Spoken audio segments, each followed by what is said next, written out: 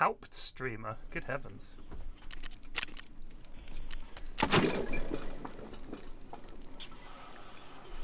What? Well, it's about stability. So we'll see.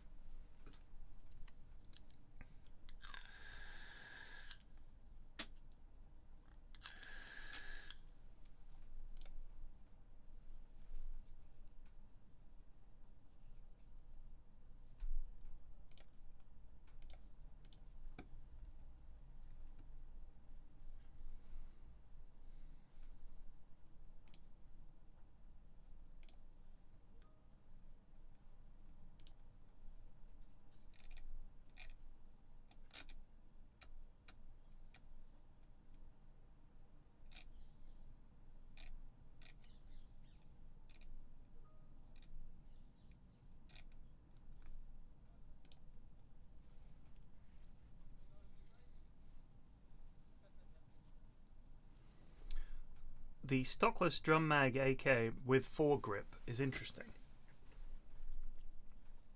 I've wondered for a while, if you were strong, you could just hang weights off the front of the gun and you'd get almost no upwards recoil at all.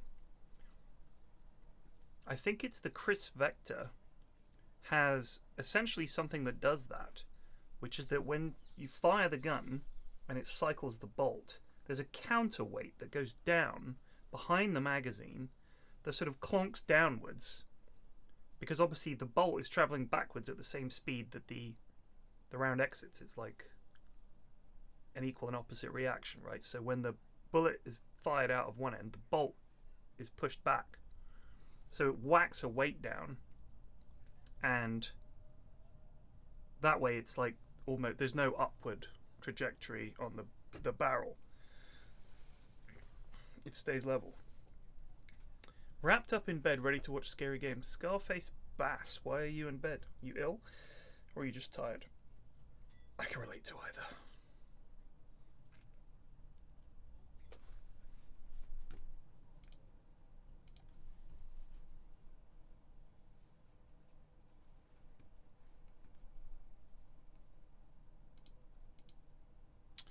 Virgin Man came around, the engineer came around. He said he did some tests on the machinery, not on me. It's nighttime here. Fair enough. So the system that I have is that we don't have fiber running down the middle of the street and all just branch off that. We have something called cap plates. And the cap plates run from some cable in the road to everybody's house. And then it comes into a little junction box on your wall. And then that is then split again into TV and internet. And the splitter and the cable were both quite old. And he tested and there was an attenuator on the back of the box. An attenuator is like a little metal gadget that goes between the incoming cable and your hub or your router. And that was not needed anymore.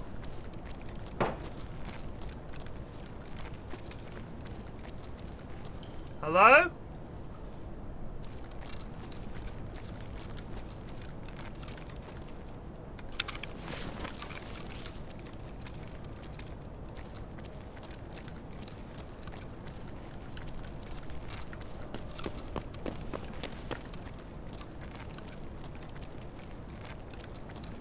Because he said that I had needed it, and then when they did the work in the area to mess around with the signal noise thing,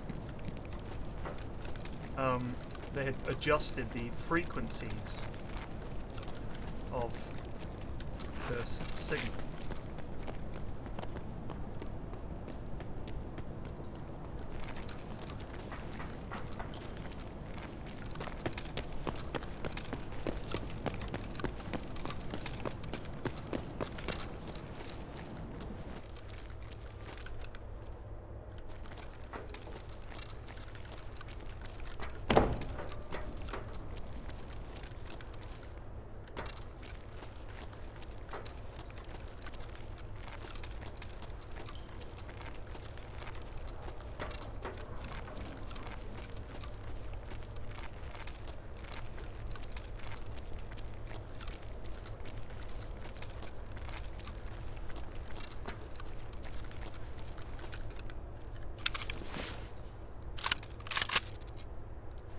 Double the trouble.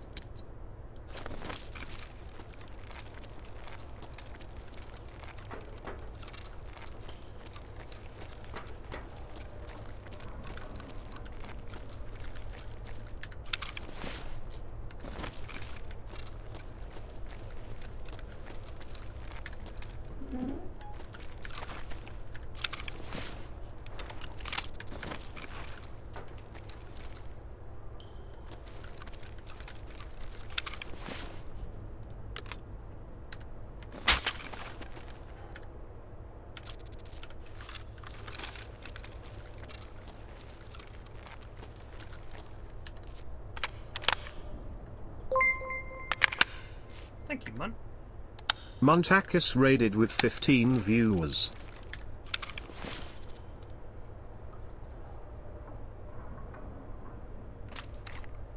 What were you streaming, bud? Are you back home still?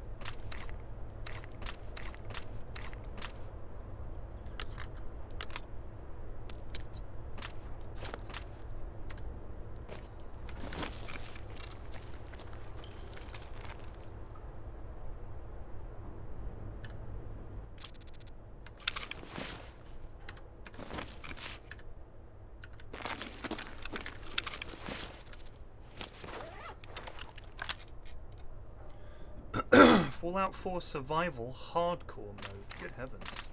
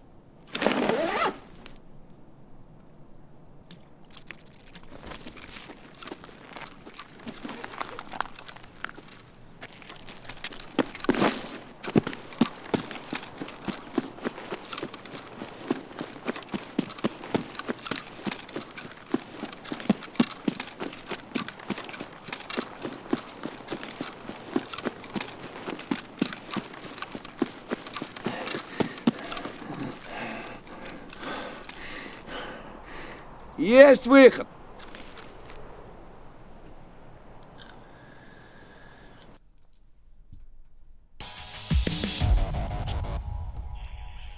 So the in-houses tonight will be preceded by the end-of-year awards, obviously for last year. Apologies for their lateness, but we've been busy. Enjoy.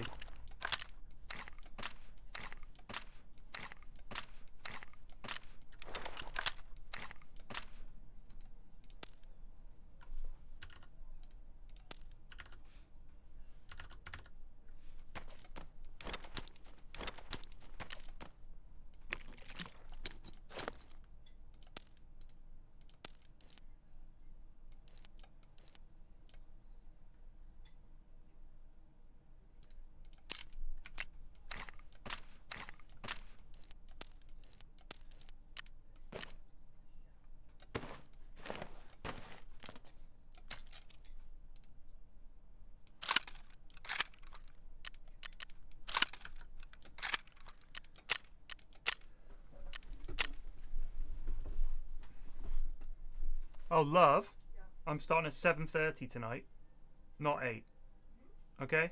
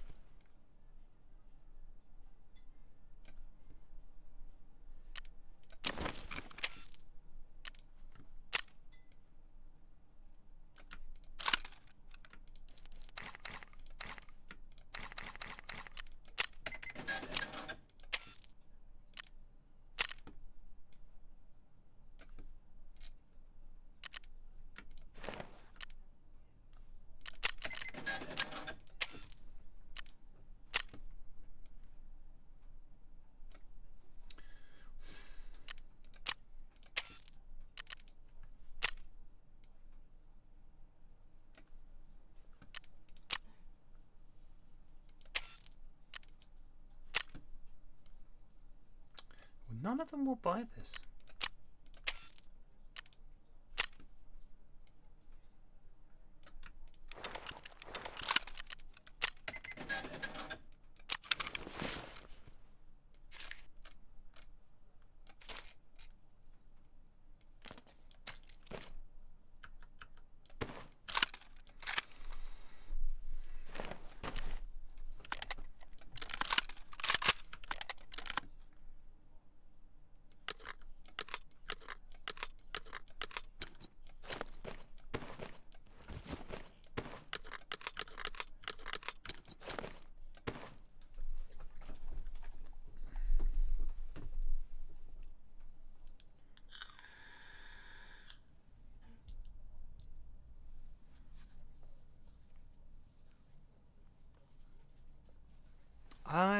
think I did play Fallout 3. I think that was the one I played.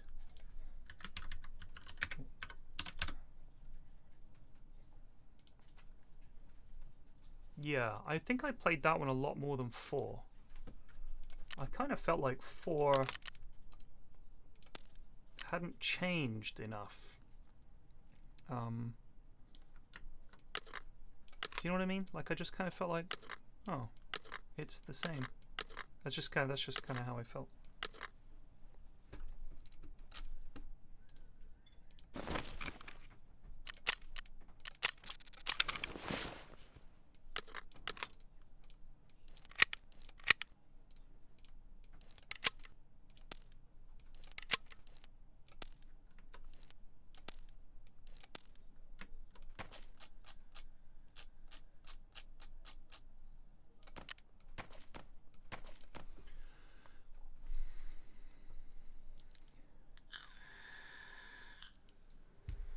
Sublime Squelching, gonna be my last in-house for a bit, as my friends want to play Pathfinder on Tuesday.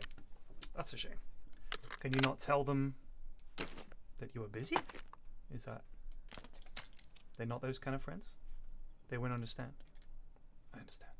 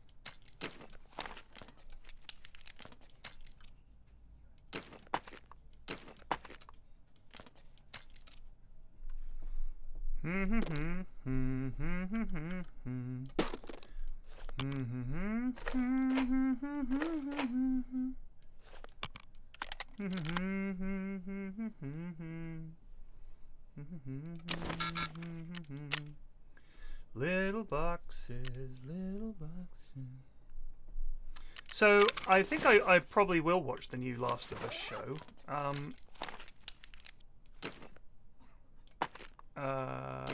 I liked the game. I thought it was good. So I'm sure the show will be decent. You know, it's one of these American shows these days, which all seem to be okay.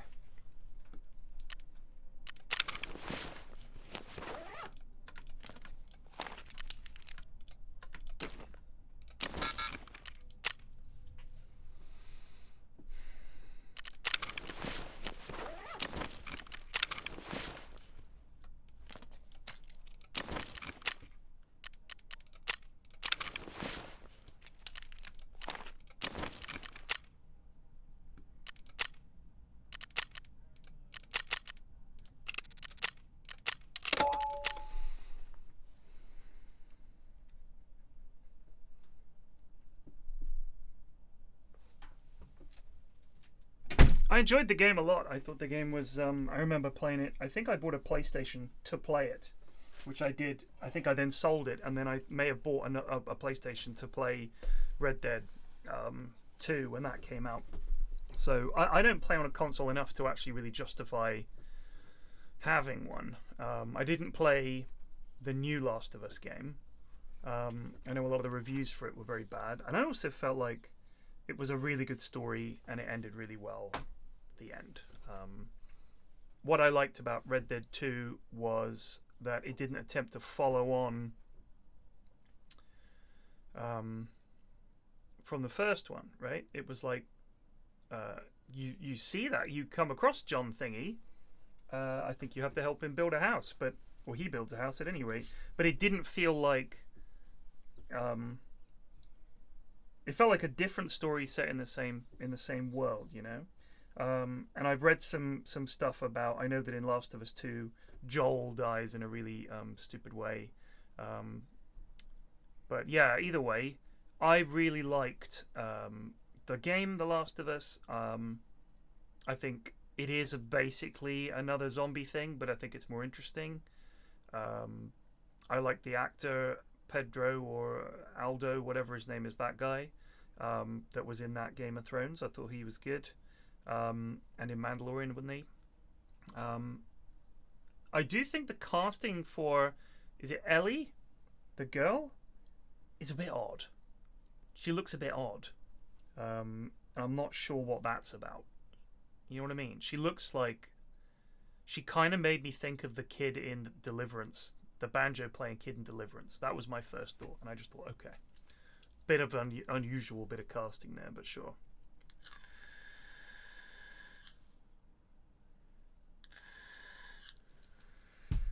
She was the queen that the really young queen, wasn't she?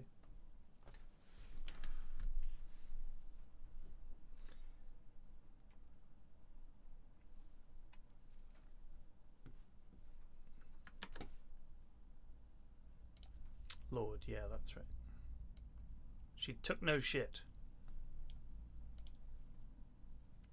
Lyanna Mormont, well done. Well done.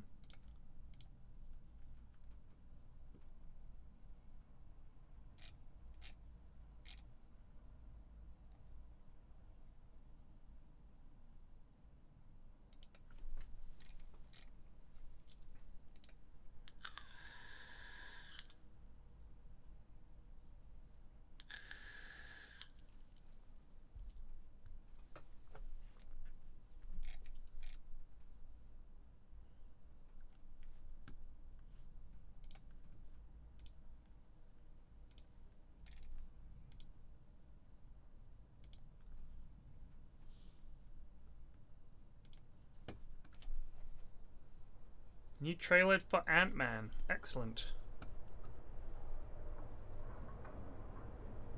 They have to go back to the quantum realm. And there's like a whole world in there. And as I understand it, the villain in this one is one of the most powerful guys in the Marvel universe.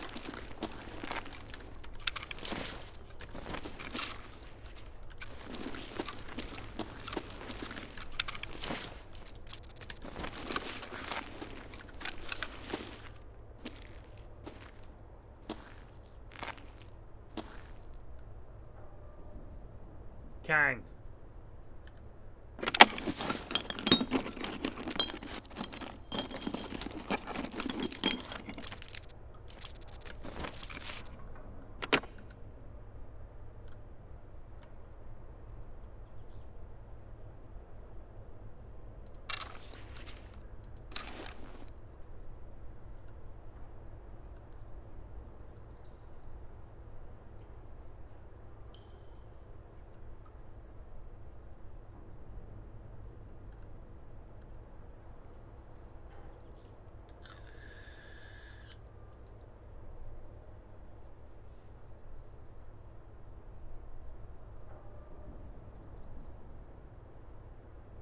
Yeah, the guy at the end was a different Kang, right?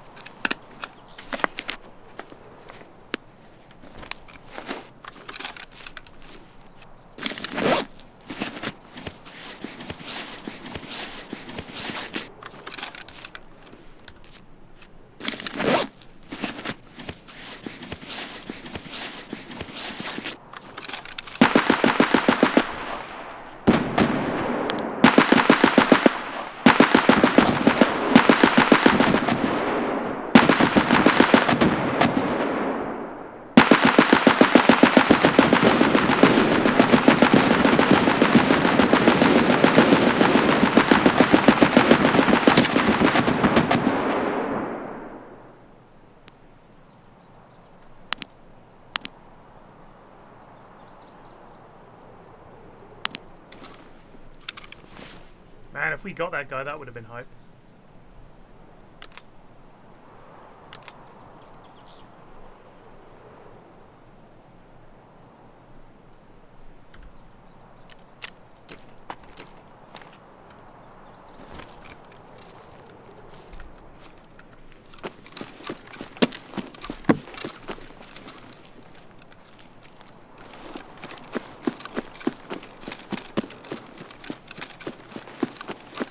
I think as soon as a shot whizzed in, he just hopped off. Because it was just a wild shot, like...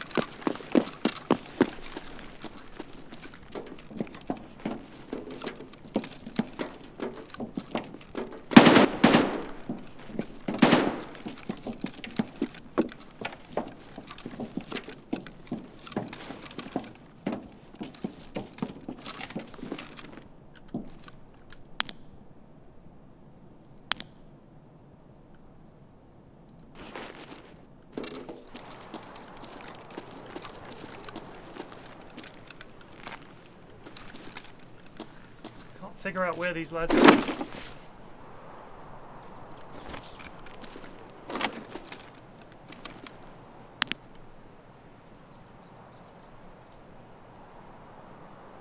Oh, hello.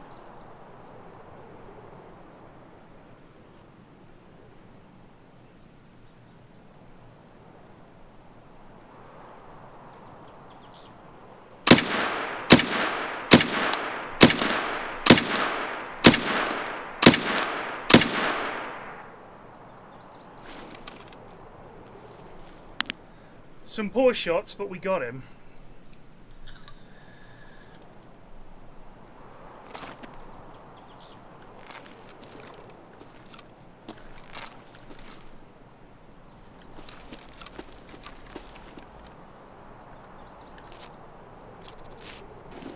Like a scabby boy with a good gun.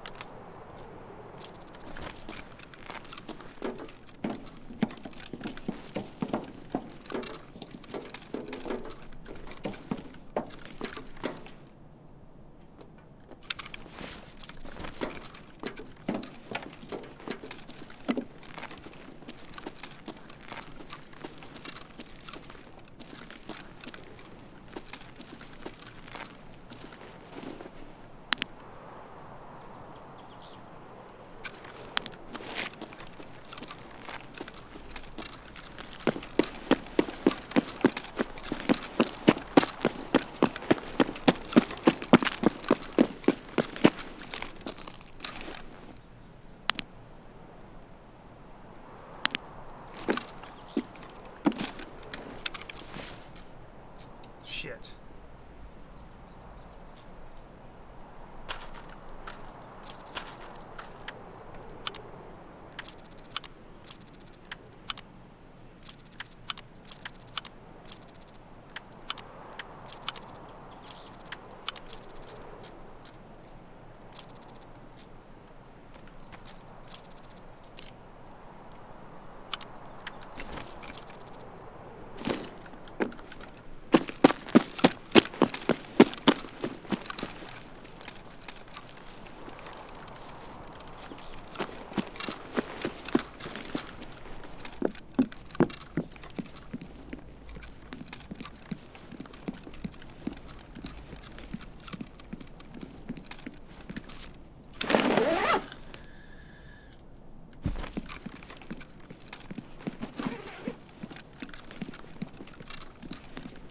Is the saw grip actually worth that much?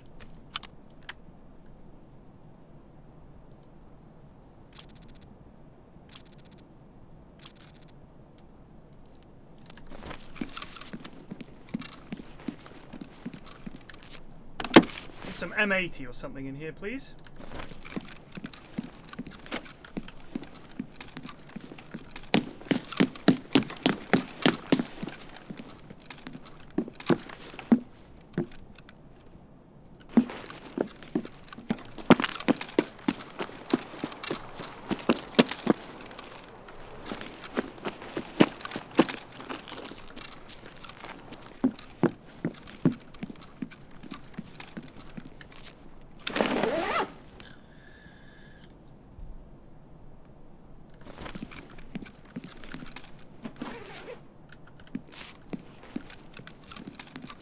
Oh, hello.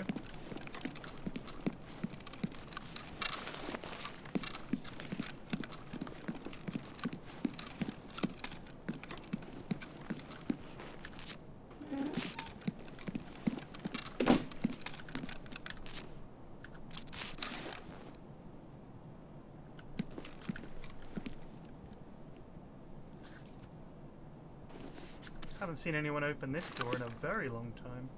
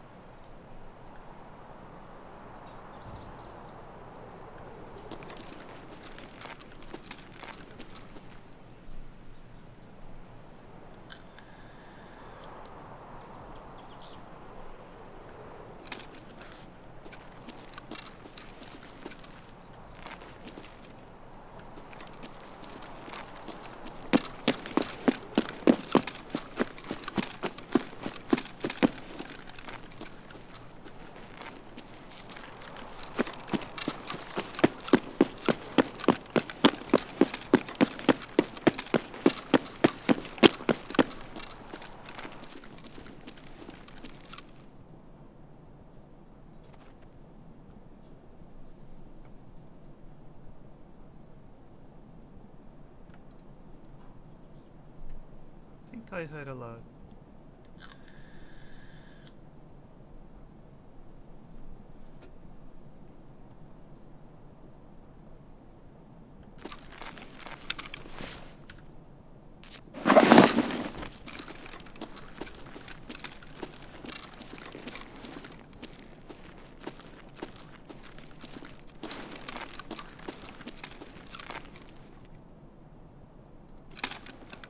That is not a scav.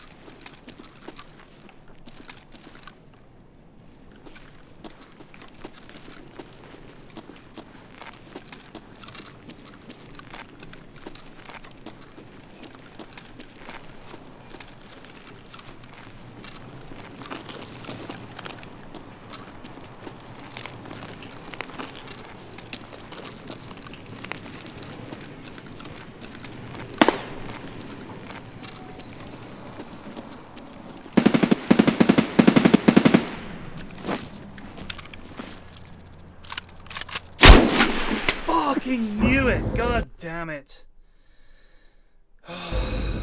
Greedy.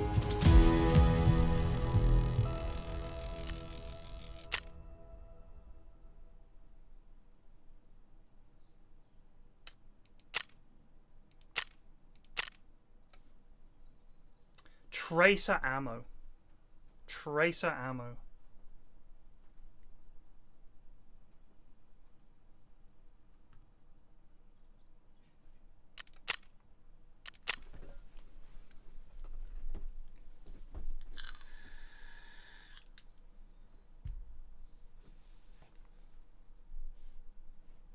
You think it was a scav on the roof?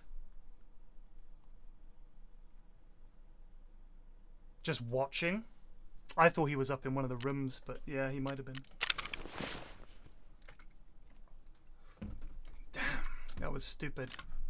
Should have cleared the building. I just honestly, again, stupid assumption. I thought, it's just a basic scav, he won't come out. Wrong. Wrong. Stupid and wrong.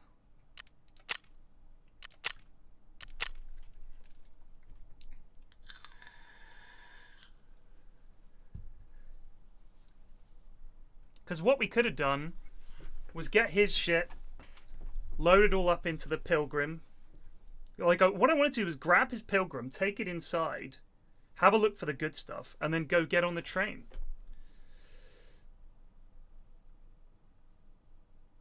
He had M80 ammo. 60 rounds of M80 is hard enough to come by.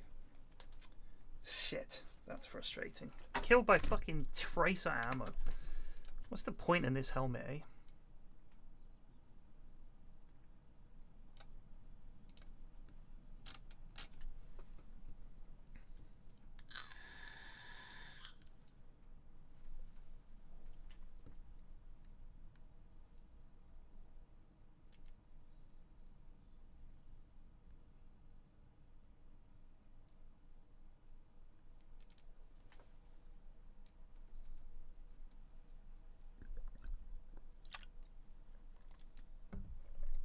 Wow.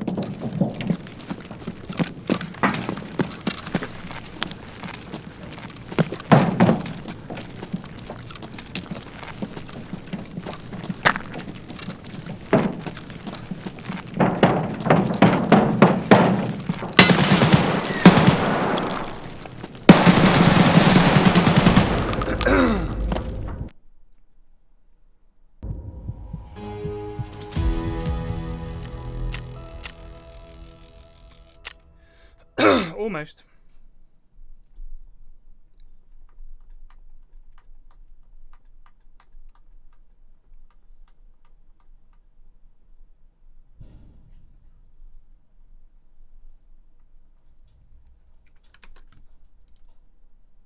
Listen to this. Do you guys remember Swedish Chef from the Rust RP stuff?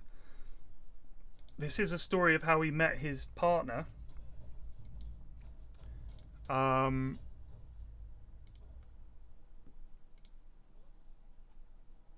So the question is, if you've met your best friend or partner from streaming or gaming and you feel comfortable sharing, I'd love to hear your story. And this is the story, okay? This is a very sweet. Playing Rust on the Yogscast server. Decide to RP is the most stupid thing you can think of running into in a game like that. The Swedish Chef Muppet. Managed to make key figures of the Yogscast laugh. Became a mod for the server because people like my silly RPing arse. Partner is a huge Yogscast fan like myself. She decides to play on the server after watching the videos. We meet on the server itself. I keep up with my stupid RP, makes her laugh. Eventually I started talking normally with her. Found out she's from Australia. We keep talking outside the game, quickly become friends. She takes the insane risk of flying halfway around the world to see me for 2 weeks in Sweden. She comes back for a whole month for Christmas. I move in with her in Australia and we've been here for 4 years now.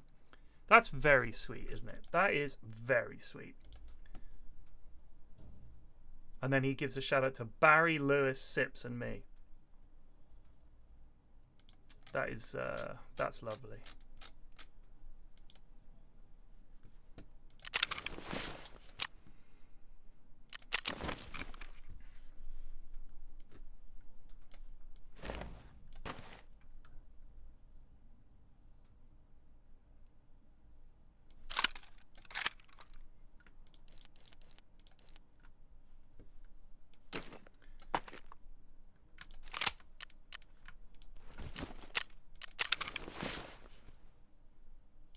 Is this tier 5?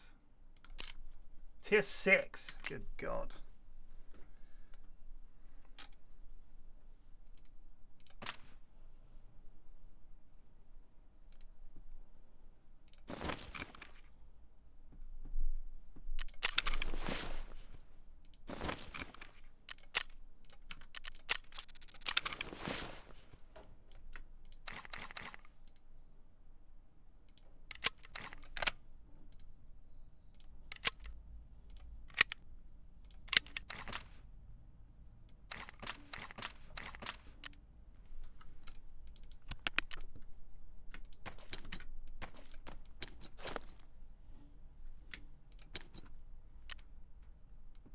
Nice jump, Alistair. Emerden just resubbed for 3 months. Good morning. Good morning.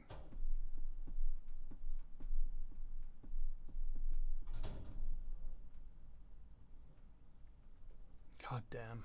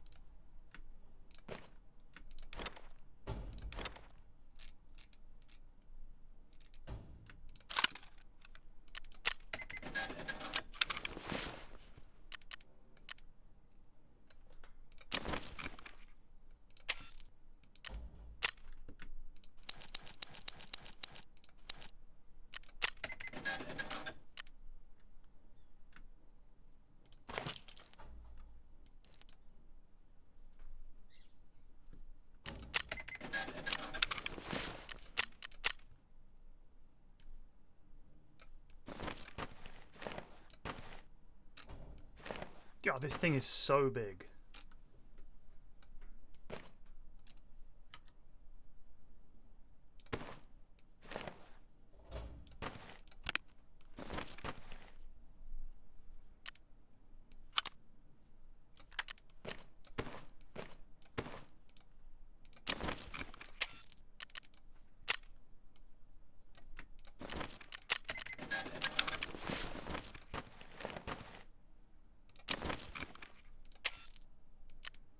Skier, will you buy pom-pom hats? You will. Buy all of that, dude. There you go.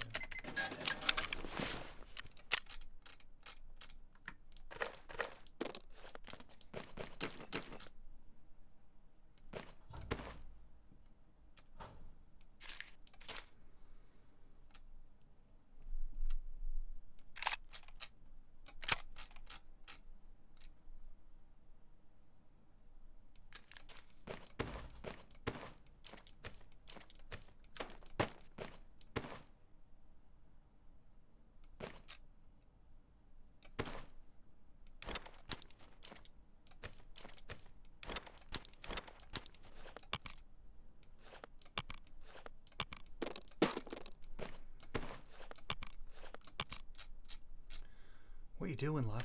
That's my concern. Not in my house. So, what are you up to? Mooching about? Do you always paint men like me? You're making me and my friends very nervous. You should be. If I was you, I'd get in that car and then I'd gather them goonies and I'd come at me with whatever you've got. Because I'm going to hit you all hard. Fucking there, mate. Now get in your car and fuck off.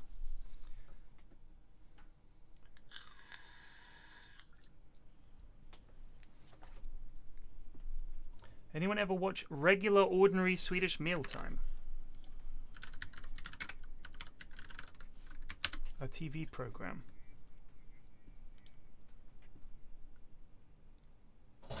With such staples as Meatball Massacre, that kind of stuff.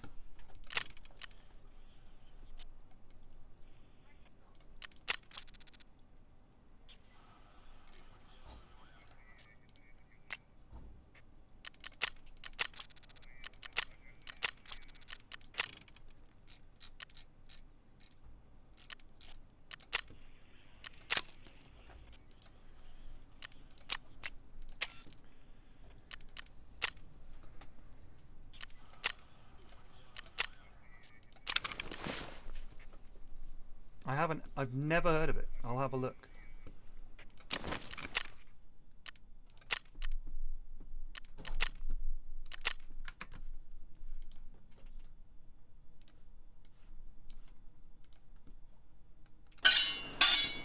Hungry? Boss. Köttfärs, mjölk, matlagningsgrädde, soja, ketchup, majonnäs, nej, pre-dinnersnäck, olivolja, ströbröd, kryddor av olika slag, lök och potatis. Skala potatisen med din kropp. Tillsätt ströbröd och mjölk. Låt det stå en stund. Hacka löken. Vissa klagar att de börjar gråta när de hackar löken. Inte jag. Okej.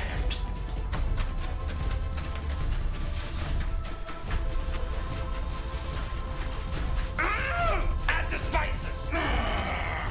Tillsätt ingredienser. Rör ordentligt. Lägg potatisen. Maybe you guys forgot how to basic.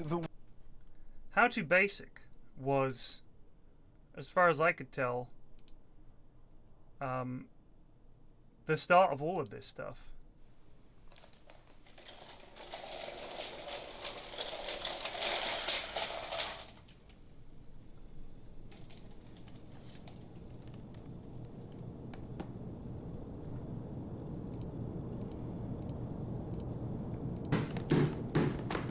Just like that, over and over and over again.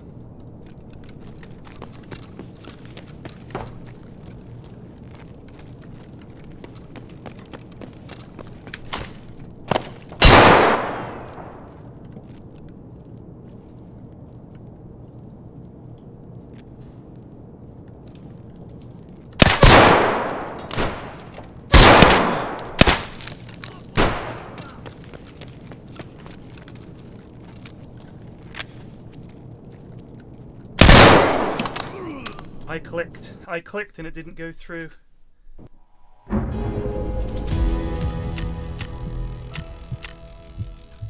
He's trying to do shotgun kills, I guess?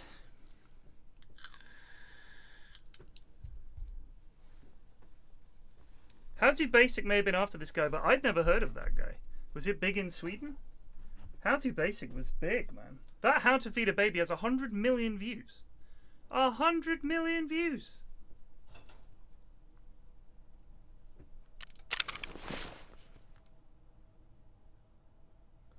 Originally, How to Basic was just, it was eggs in every single vid, if I remember rightly.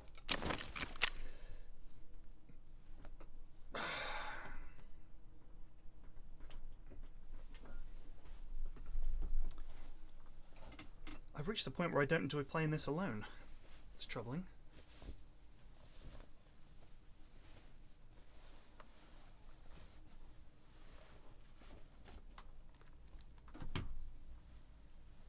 Nice jump, Alistair. D20 Spoofy just resubbed for 6 months. Less than 3 flax. Thanks for the content. Hope you've had a lovely Christmas and New Year. Yeah, it was alright.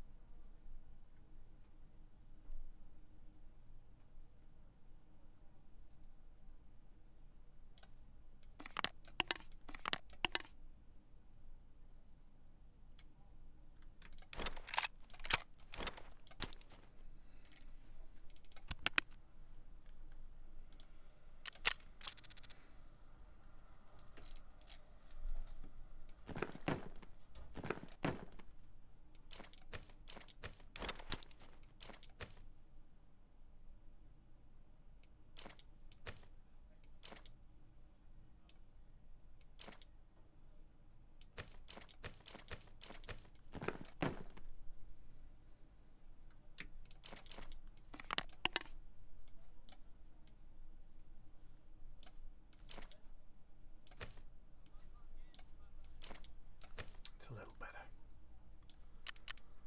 Got a lot of crap. Whole bunch of crap. Whole bunch of crap.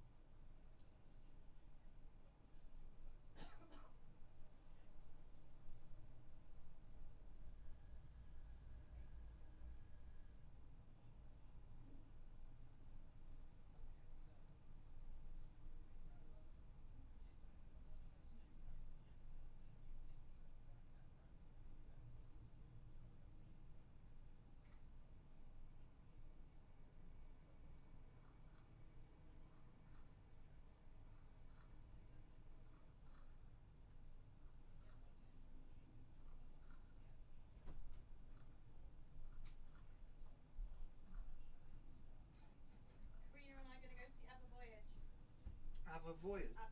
When? The 9th.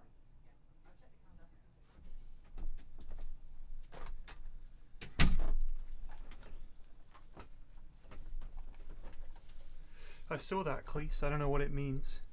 I mean, honestly, the fact that we still haven't had a big patch for Dota, I'm just kind of...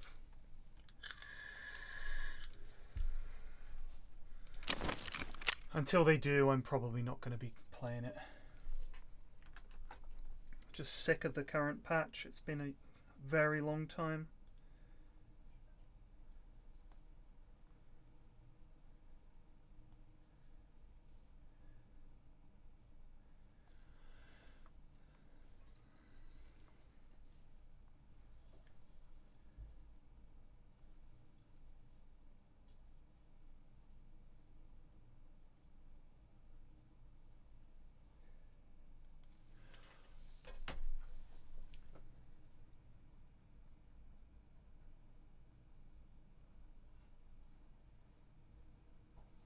I mean, it's just...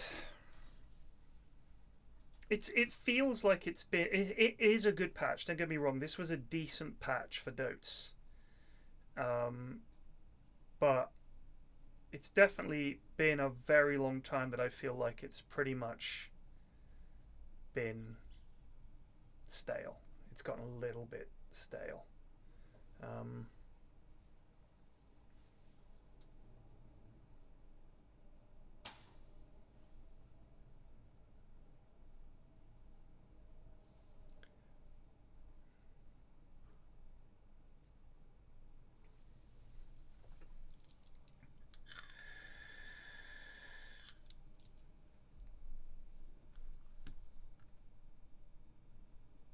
Nice jump, Alistair. Fex just resubbed for 9 months. Thank you. It just it doesn't feel like they're any closer to giving. Like, do you remember when they said they were going to do small patches every couple of weeks? Do you remember that?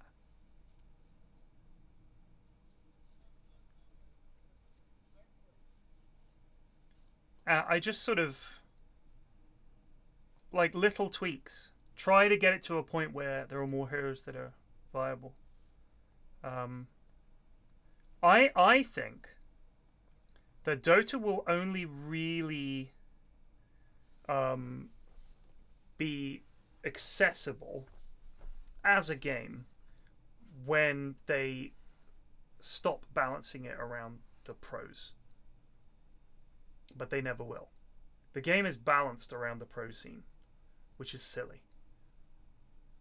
It's really silly if you want a game for a mass audience.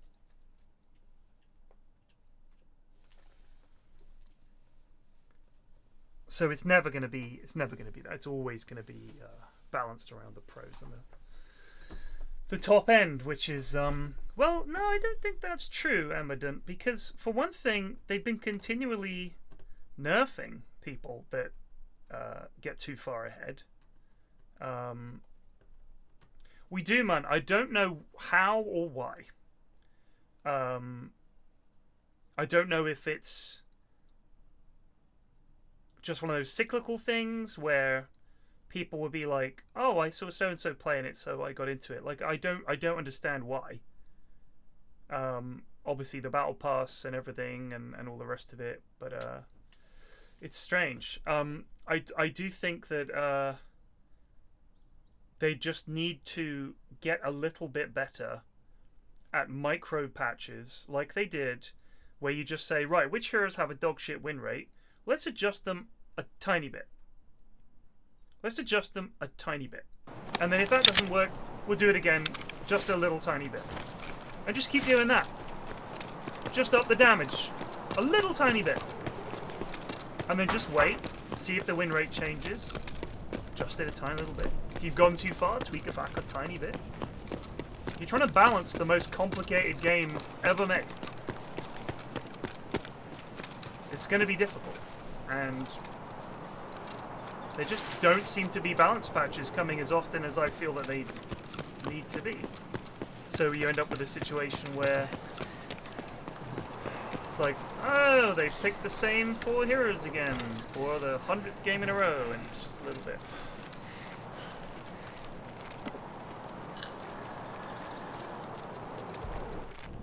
The thing is, I feel like even though a lot of people are saying that League is cack and they need to do something, I think they probably have a pretty active dev team, no? I mean, it's a much bigger game. They must have employees. It's Riot, right? Riot's pretty big. If they wanted, they can do League 2.0. It's a huge fanfare.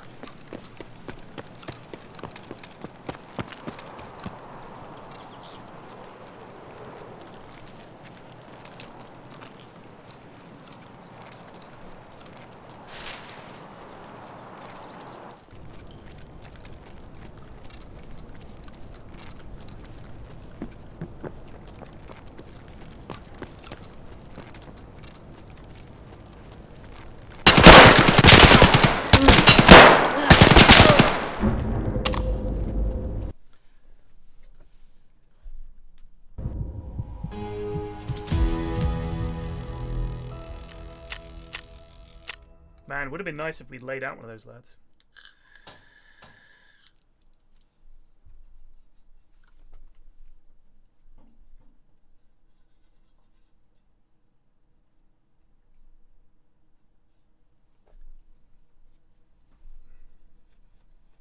When you say balance, Munt, you say just don't know how to balance. You mean League, right? I just wonder, you know, if you've been working on a game a long time, you're going to have your own biases about it, aren't you? You're going to have your own opinions that are sort of locked in, if you like. And I think that bias is a problem. Because if you feel like, no, that's fine. That's fine. People are wrong. You're not going to change your mind. You're going to say, I know I'm right. You know what I mean? You're gonna be sure that your vision for the game is correct. Everybody has an opinion, right? What's the mechanism by which you balance Dota? Is it listening to Reddit? Or listening to people who really understand the game, the players? So that's the toss-up you've got to make in your mind is, alright, do we listen to the fucking player base and Reddit? Or do we listen to the pros who really understand the game and have a vested interest in balancing it? That's probably the better group to listen to. And most of the stuff that they end up saying and bouncing around, what the pros say, that is going to lead to a better understanding of the game and should be better balance. There will, I think, always be heroes that the balance for Visage is almost impossible to get right because the pro players can play him no problem, right? I mean, it's difficult, but they are that good. So you can't balance the hero around, yeah, he's really, really, really good, but he's super hard to play. Because that only works up to a certain skill level. So Visage for people in my bracket is a fucking anomaly because you can't play him. Like, it's just too hard for people to play well. Whereas the goodies, they can play Visage. So you have to balance the hero accordingly. Equally, the pro players are never going to struggle against some heroes that classically pubbies have struggled against. Ricky being a prime example. Because they know how to play around him. They know how to beat him. And they might get surprised once by the fact the enemy team has played Ricky. But if a team had a whole big thing for playing Ricky carry, you know, they wouldn't beat the best teams with that. Ricky has been discovered as a support now, you know, by the pros. Because they're like, you know, that sleep dart is fucking ridiculous. So that's the kind of thing. You try to bring something like that in and the pros break it, and then everybody else abuses it. So you're balancing the game around the pros, but equally they're, by the nature of what they do for a living, attempting to break your game every chance they get. So it gets harder and harder. If you know what I'm saying.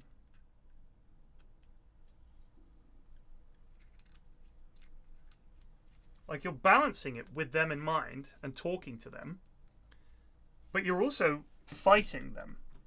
Because whatever you come up with, subsequently they might go, aha, this is busted. And then everybody else copies the pro meta. So they're like our guys, but they're also Valve's guys in terms of balancing the game. So it's kind of a difficult one. I think the only thing to go for would be win rates. What I want to know is, would it be interesting if there were two versions of the game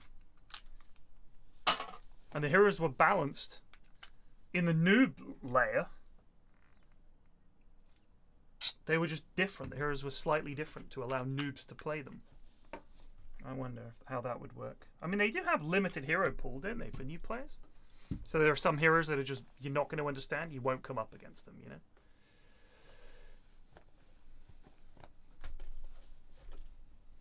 Yeah, I mean, that is the thing. In watching the pros, I mean, when Tundra won TI, they had, Owie had, a better understanding of the game than anybody else. Like, he figured it out. And if you watch his videos analyzing the draft and how they got there, why they picked this, why they picked that, it's really interesting. Because his ideas, like they always put it, in the sense of their ideas about Dota, when they're talking about the opponent. What is their idea? What are their ideas about Dota? In other words, how do they think the game is broken? That's it. And every team has a very slightly different approach and drafts a certain pool of heroes because their ideas are based around this group of heroes and playing this way. And with the data that they've got and the brains that they've got, they put it together and said, this is it. This is how you win. And these are the counters to it. So we ban this. And then if they play this way, we do this. And if they play that way, we do that. And these are our timings. And you get these items and we win the game. They just plan it all out. It's literally planned out like that. But Crossfire, the different version of the game is that there are some heroes that don't appear in limited hero pool. Like if you go in as a new player, like with a new account, as I understand it, a bunch of heroes that are not available to you, right? You play in a different pool. I wonder how that's worked out for new players.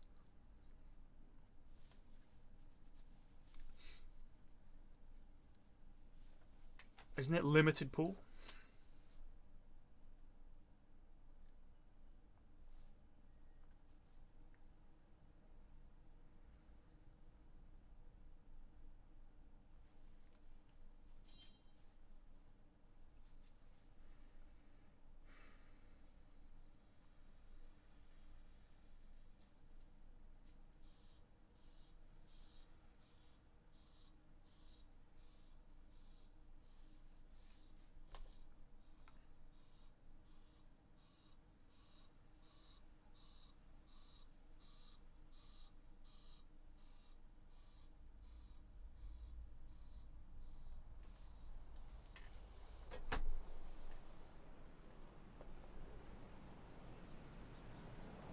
Nah.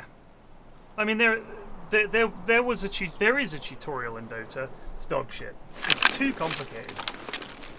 You really can't teach someone how to play it with a video. It's very, very, very hard. You just have to play. Play and play and play and play.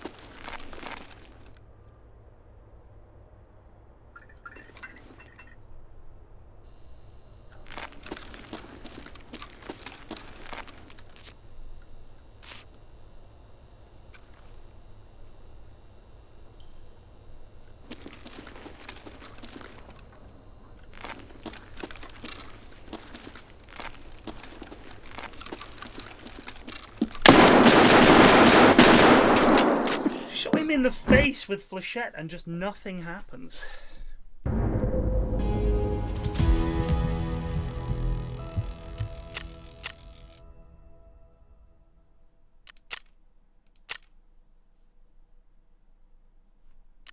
He had an automatic shotgun.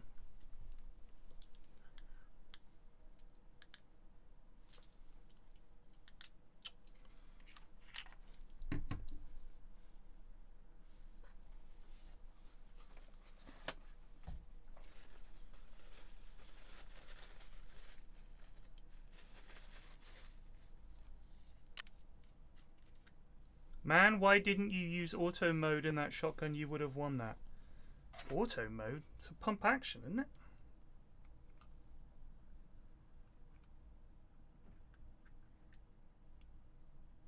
I don't think I can just make it auto mode. It's pump, but you can make it auto.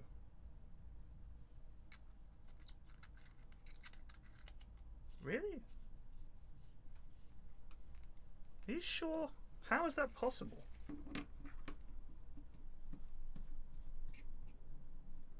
You can make that auto. Yeah, you keep saying it. I still don't know if that's a thing.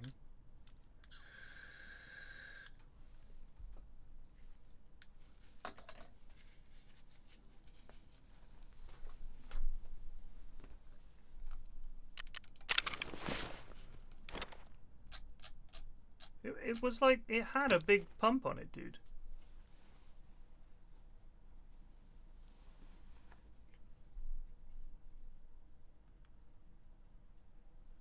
That was just a shotgun. I don't think it was the snazzy one. It was just slightly tricked out.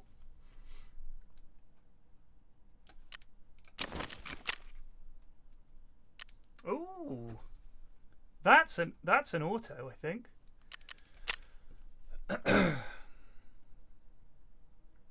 It's alright. If you typed it more times, it would have been true. Sadly, you stopped typing it like 5 times, so it was not true.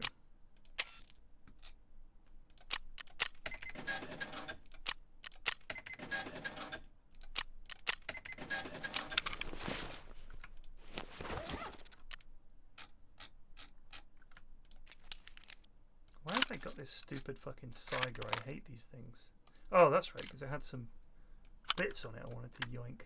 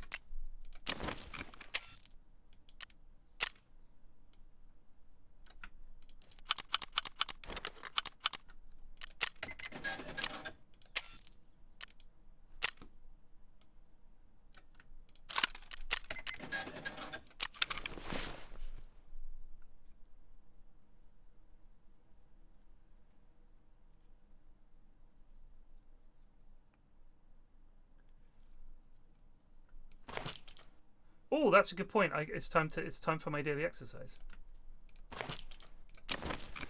Here we go.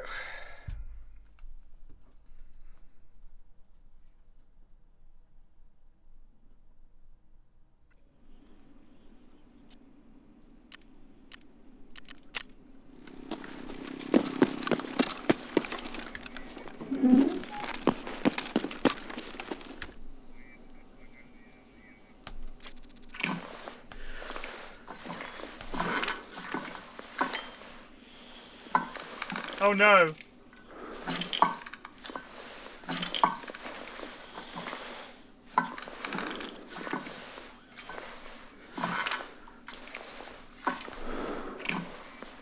Ow! My bloody arm! Well, we did some working out.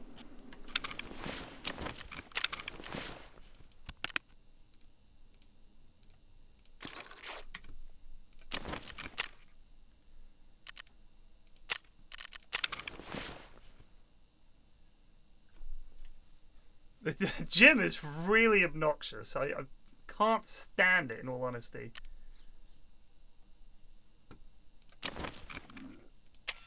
Prapor, I'd like to buy a shotgun. I don't sell shotguns. Sorry, I meant Jaeger. I'd like to buy a shotgun. Do you have...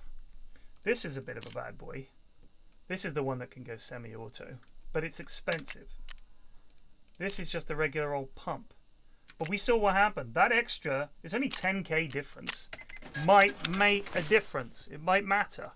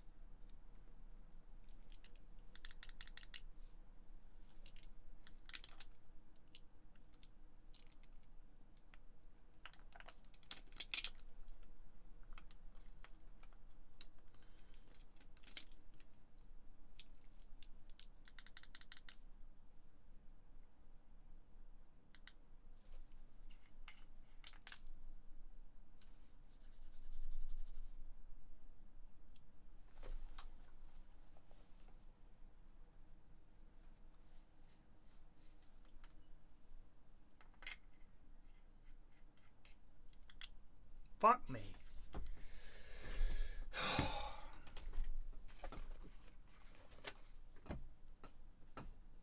You know, the thing they don't tell you about vaping is how annoying it is fucking around with shitty coils that just don't bloody work. Because the problem is, they're not being made by some mega big company. Do you know what I mean? They're being made by some little dog shit company in the middle of nowhere, cranking out, oh, we make vape coils. Do you? Yeah, mate. But they're not good. They're not good quality. It's crap quality. The build quality on them is just dog.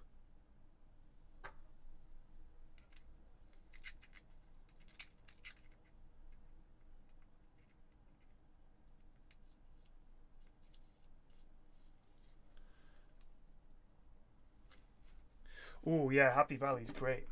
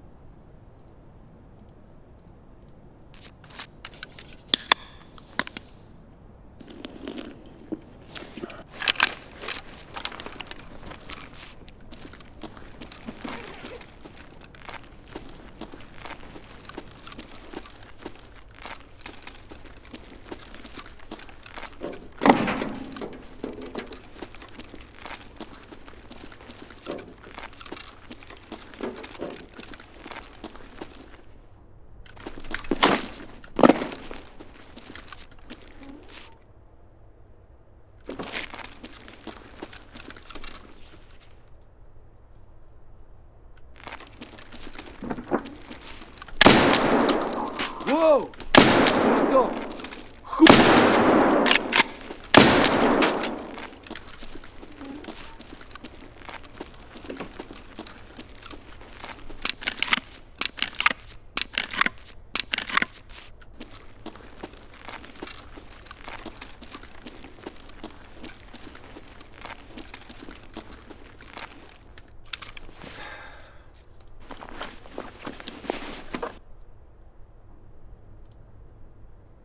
Listen, Kuas. Calm down, lad. Calm down. All right, let's just take a breather.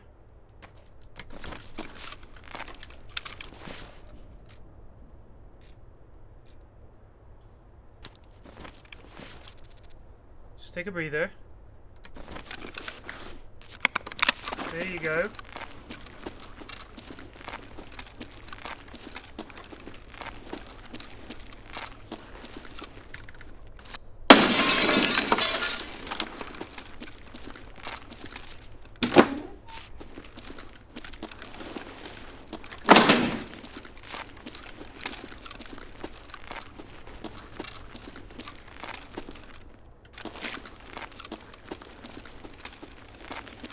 We've got that annoying bug again.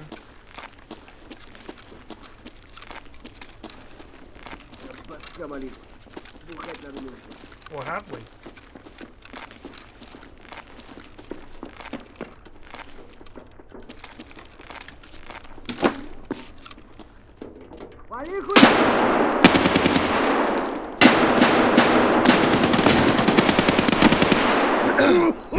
Love the way he shot me around the corner. That's one of my favorite things.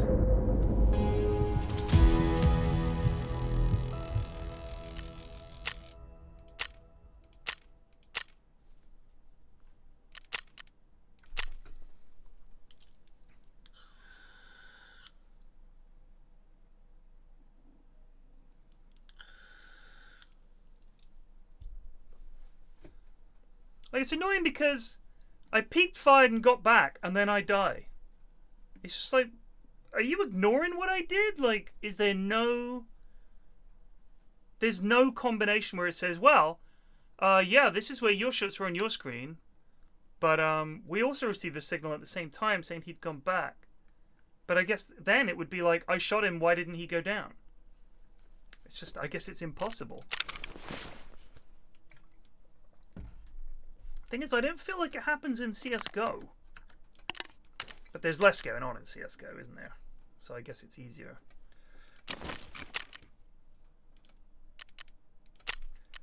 I don't know what this is. Terminal.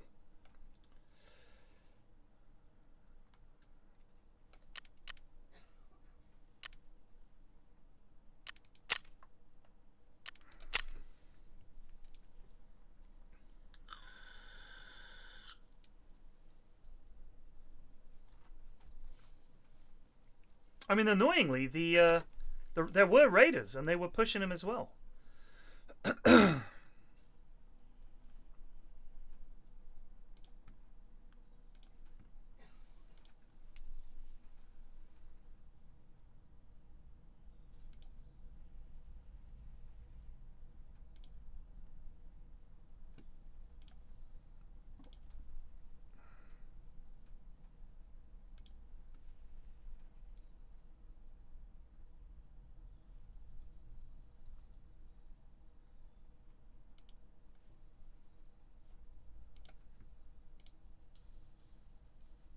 Is there a way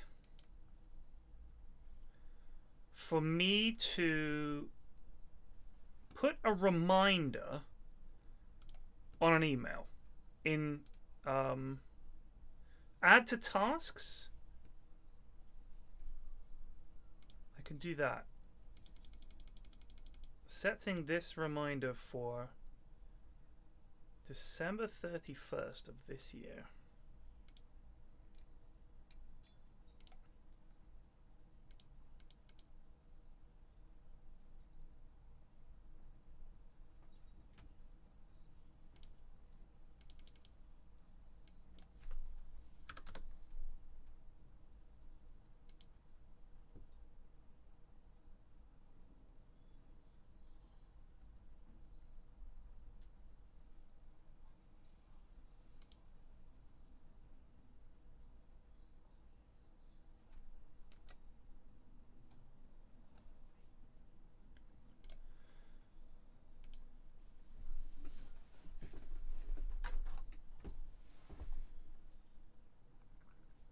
think I might add a calendar appointment as well.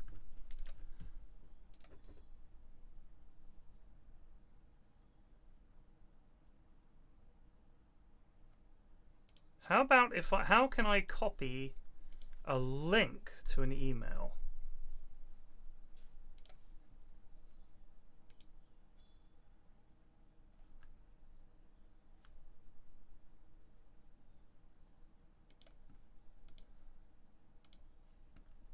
In a calendar.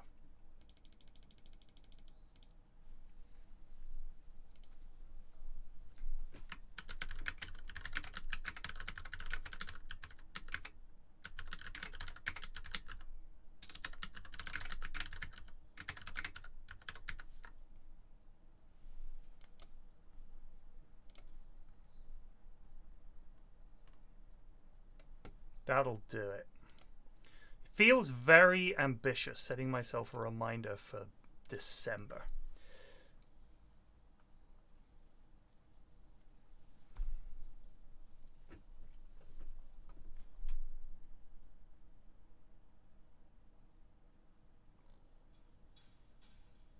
I'm not standing though, Wars. I'm sitting. When you sit, are you just wibbling like this the whole time? I'm not one of those American YouTubers. Hey guys, what's up? Woo! Like the bloody Muppets. I'm just sitting.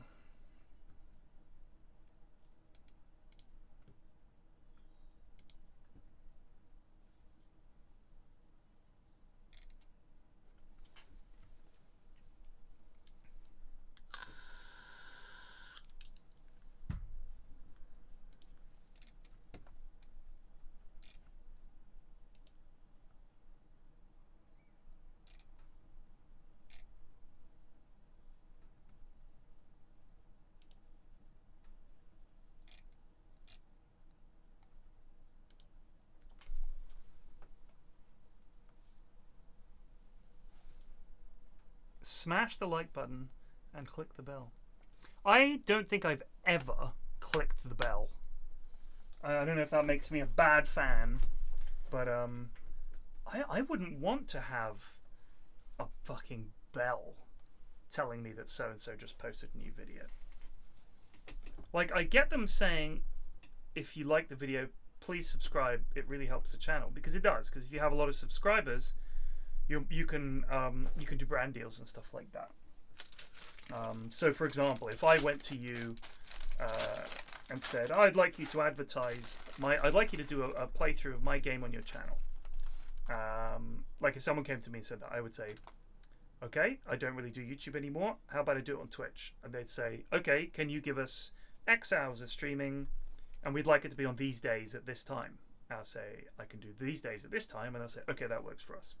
And then they'll say, can you also do 2 tweets supporting the stream? I'll say, of course. So, what they want at the end of that is metrics. They want a CSV file that you can spit out from Twitch that shows who watched, for how long, not individuals, but how many people, I should say.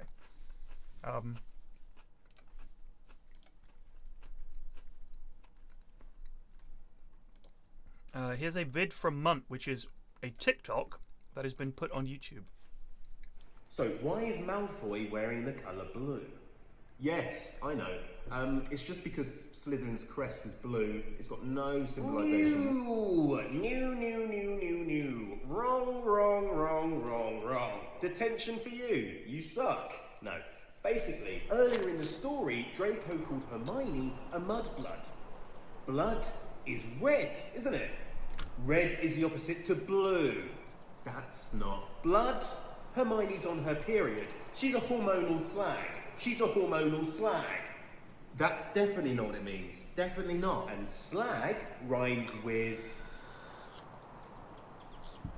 rag. No, that's... Yeah, he's ragging Hermione Granger. They're having a baby. She's pregnant with his baby. Slytherin's wearing blue.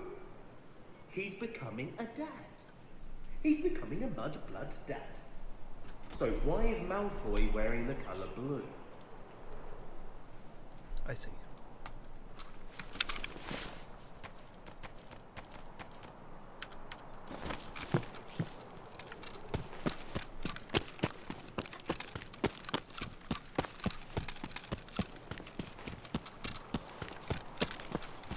Thank you, man.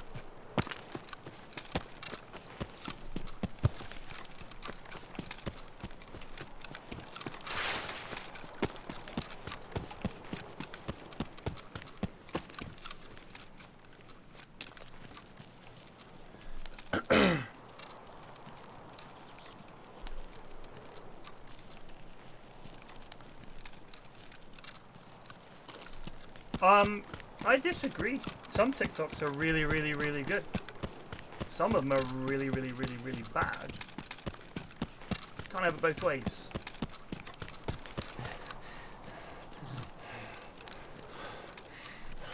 Can ya?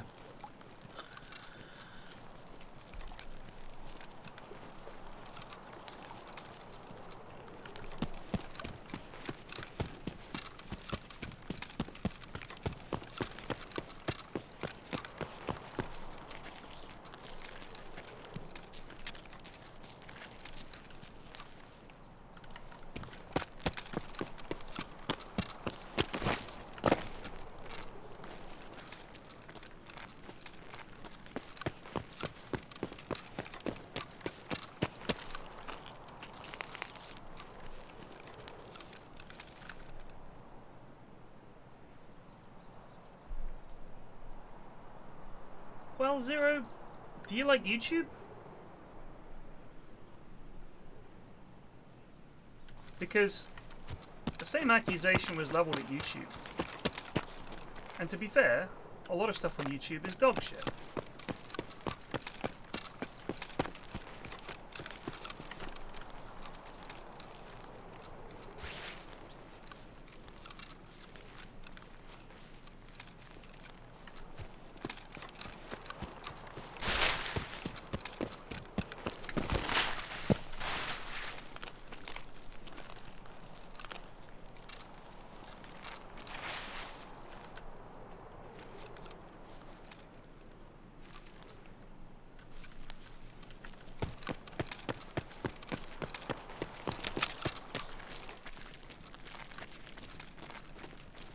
Ха, ну чё, нормально? We got a bandit.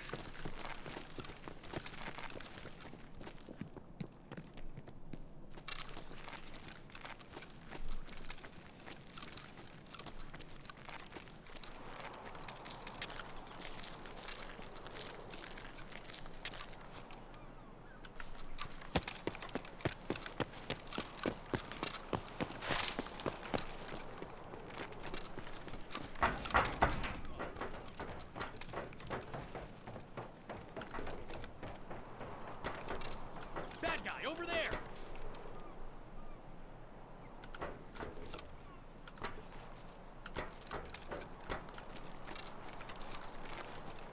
PFD out.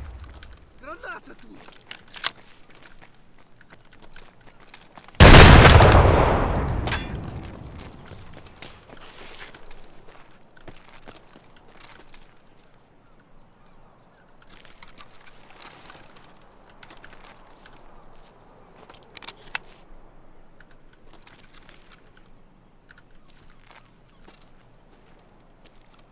I see a bandit.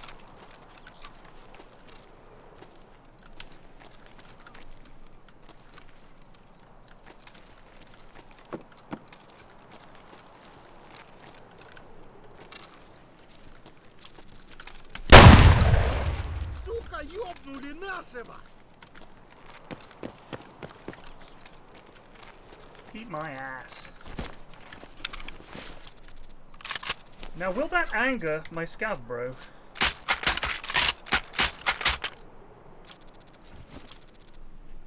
Or not?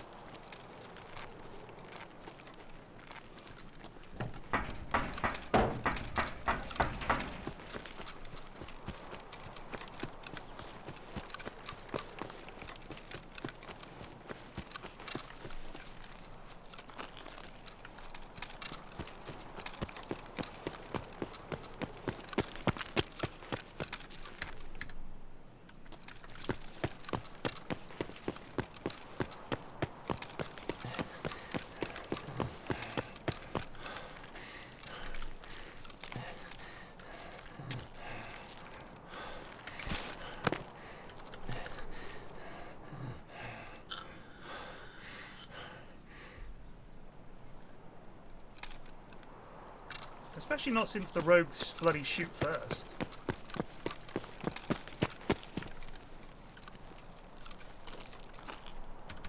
Oh, nuts. Industrial zone gates.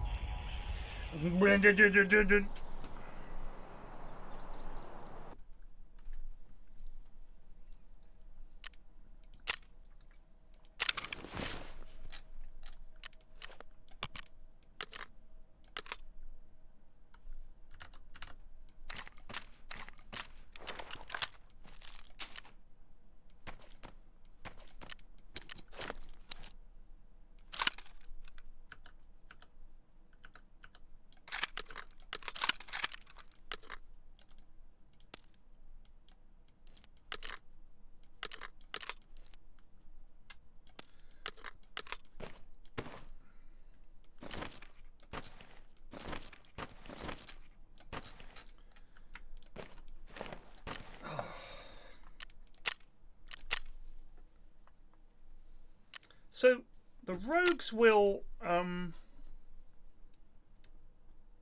they will aggro on you. Gluhar's bosses will aggro on you. Not on the basic scavs.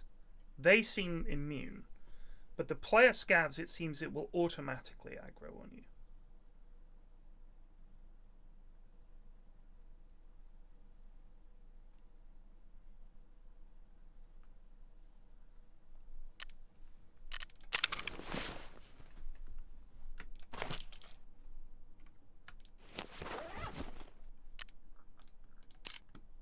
I hate this scope, but I feel like this would be really good if you took off that god-awful scope.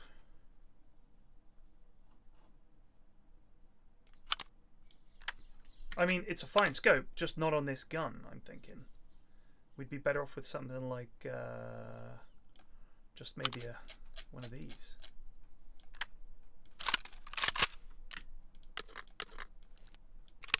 Baby, you got yourself a stew going.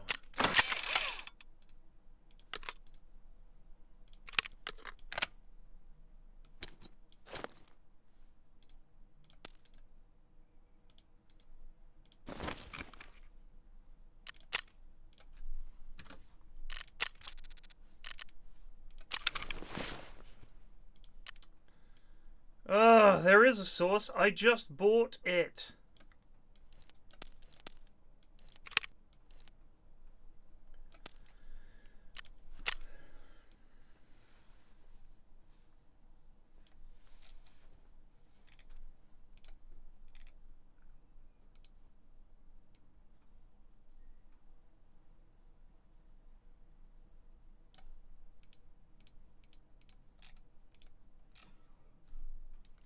It's annoying that you can't do this from this screen. That I have to go to here to do this.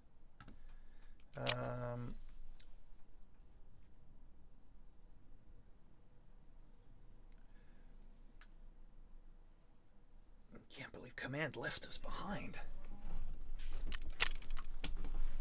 Leave no man behind my ass. That's another thing they say. Cracks me up, that one.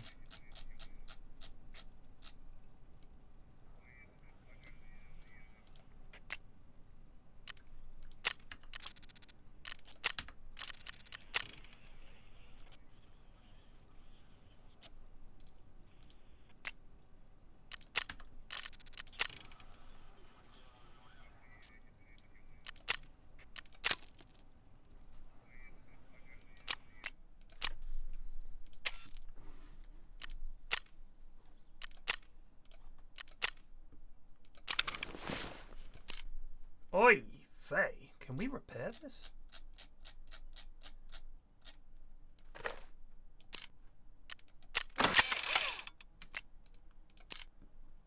So is there's no way to tell if you gave it a cheeky upgrade, is there? Do you know what I mean?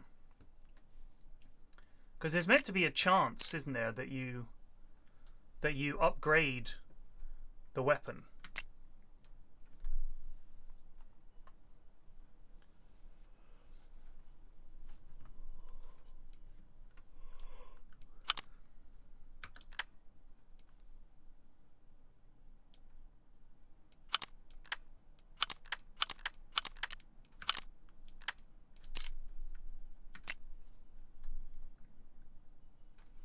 Yeah, that's what I'm saying. I don't know what it means.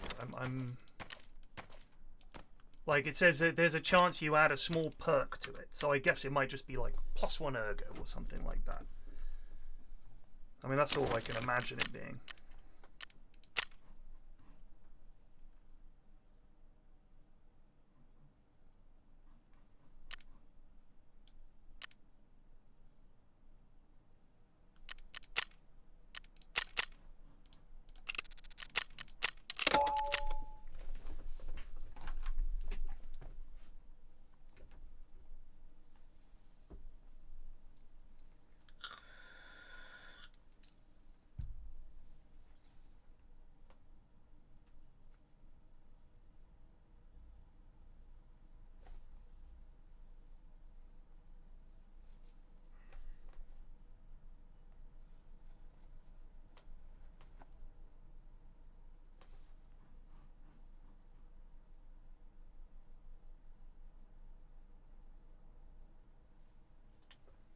Nice jump, Alistair.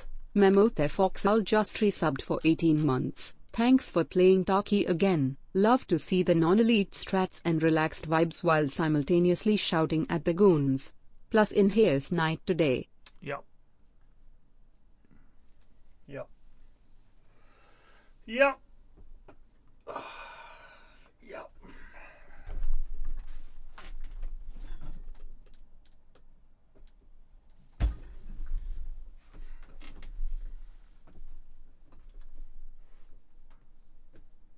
Has anybody seen anyone with an underbarrel grenade launcher yet? Or did they not add it in this patch?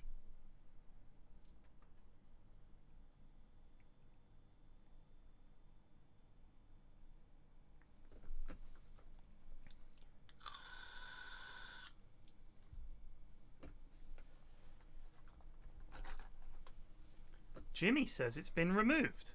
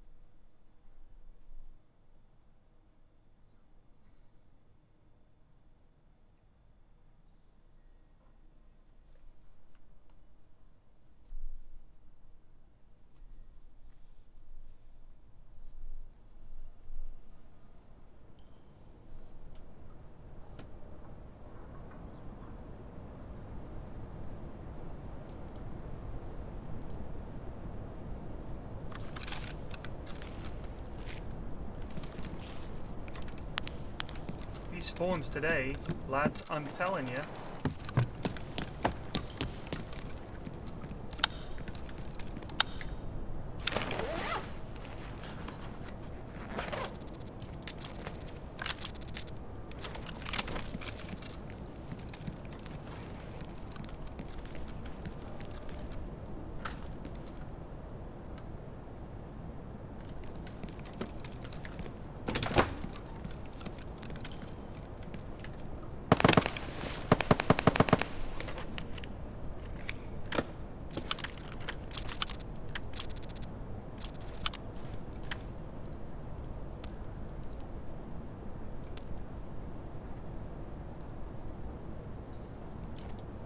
Screwdriver's worth an absolute packet at the moment.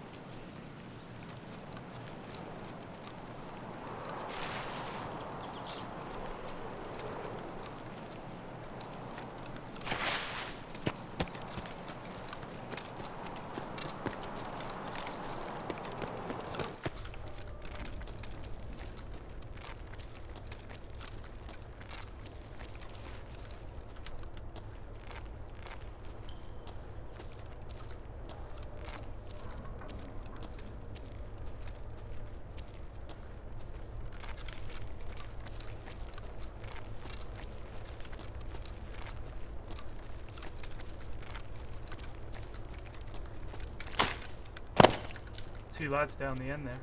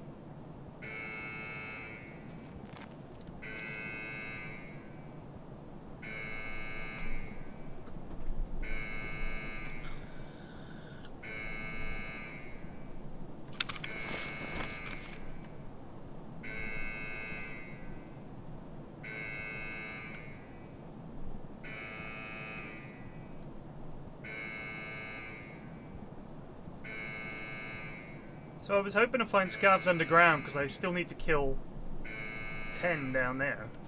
Or 8.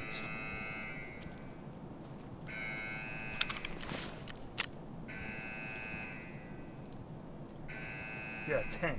In the underground Nice jump, warehouse, which I Alistair. assume is that Rami area. 1114 just resubbed for 21 months. Sweating. Sweatin.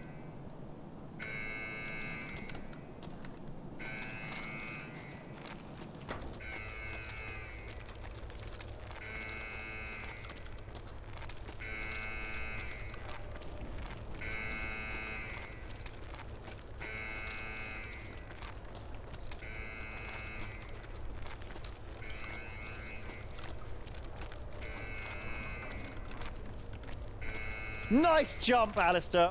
Jmil 46 just resubbed for 1 month. Thank you.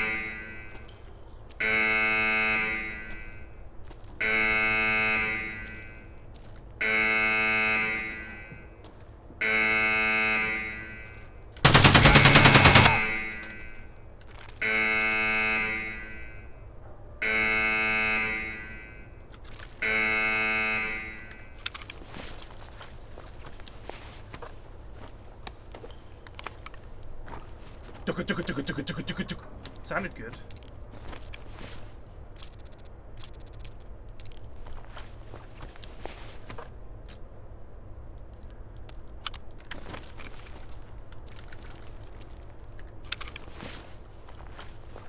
Now, does that count?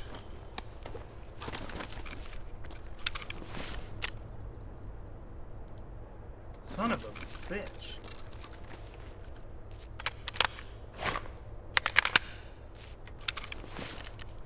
It really does want them underground.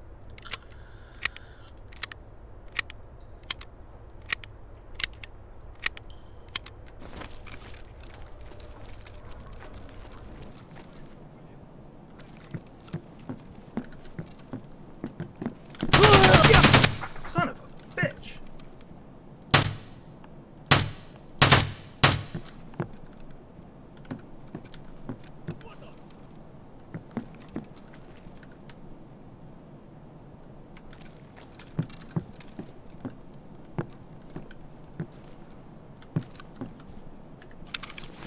Bloody jumped a mile.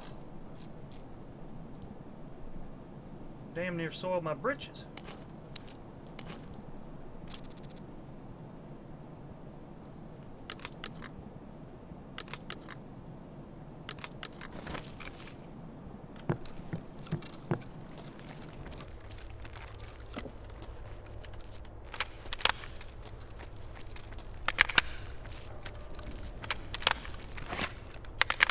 Ruh-roh. What ammo did we just put in? HP? Well, that'll do.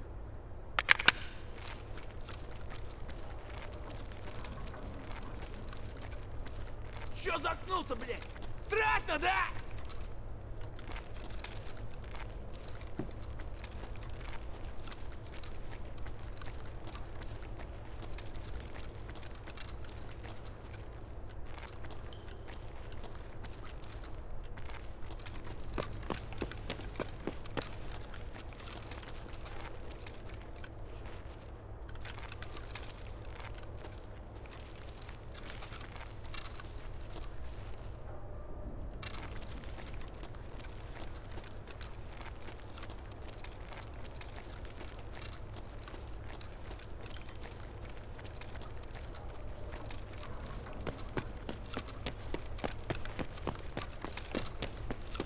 Do I have to bait them down the ramp?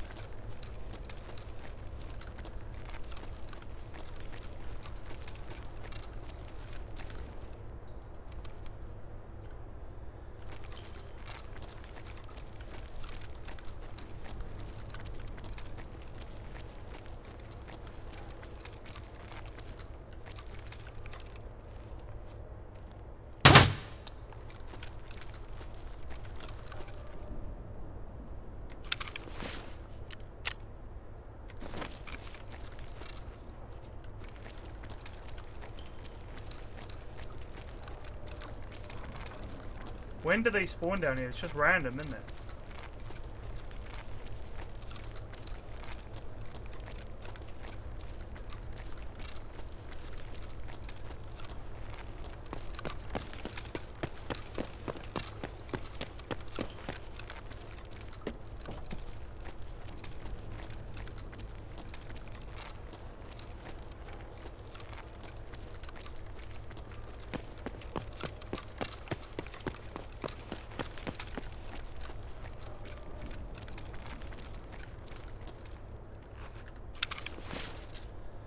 Those bloody lads killed this one.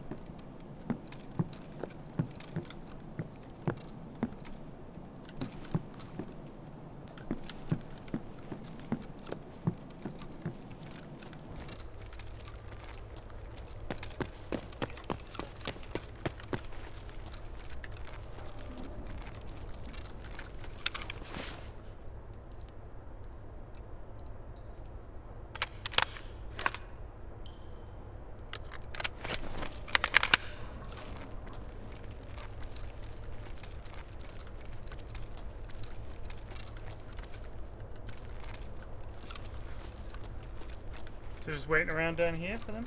That's annoying.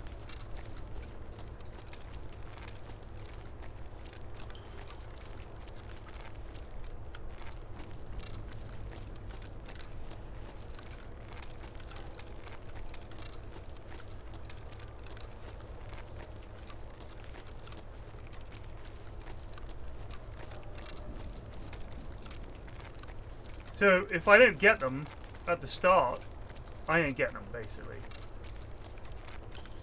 That's how it feels.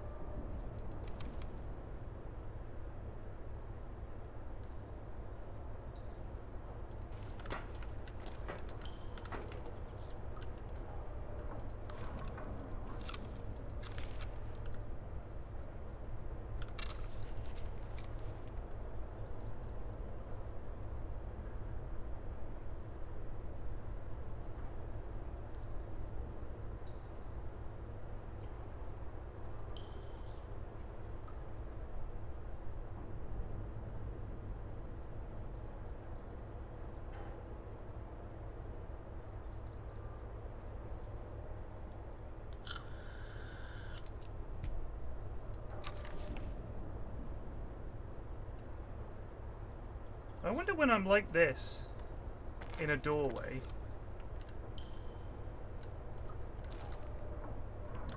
Like, when I'm here, and I slow peek right until my gun comes around the corner like that. When I lean back, how much of me is visible? Like, if I lean back like that.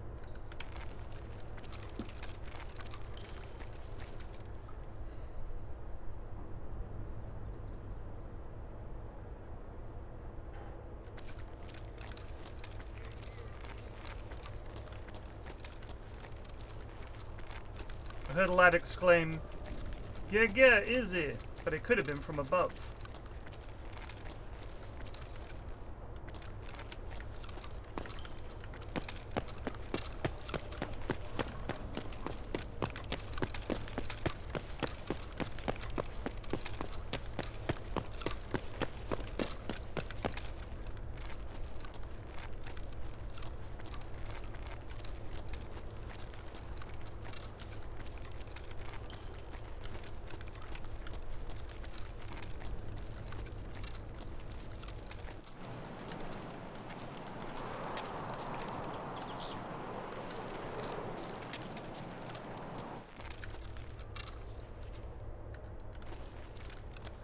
Нет никого.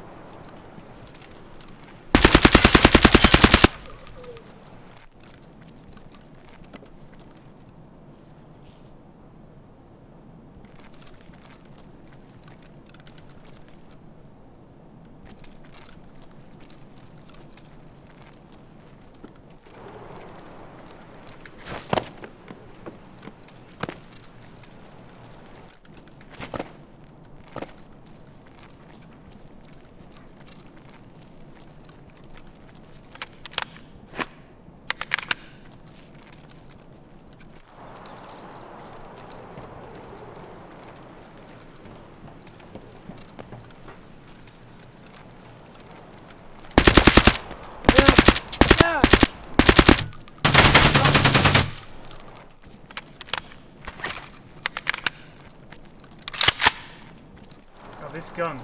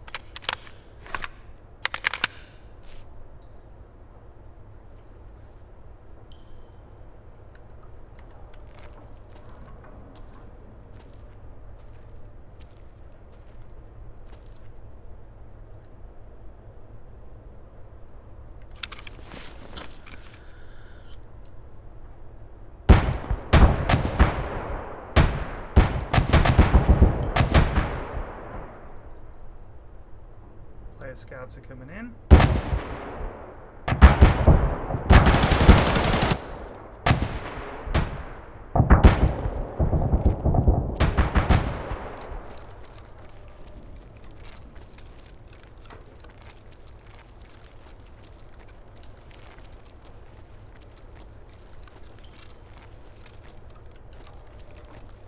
Means there's a reasonable chance that one of them pushes the button.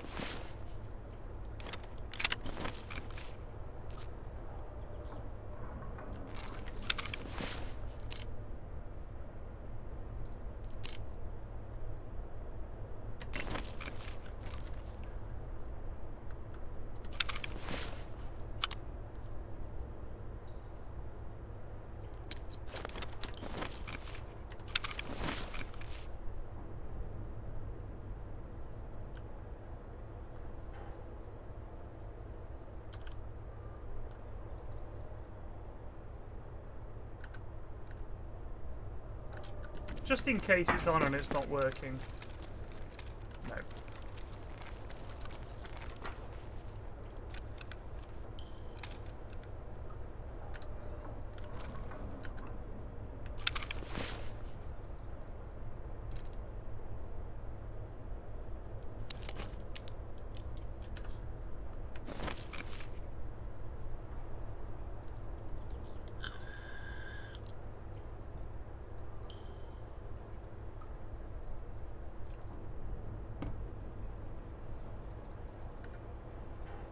Might be taking the train at this point.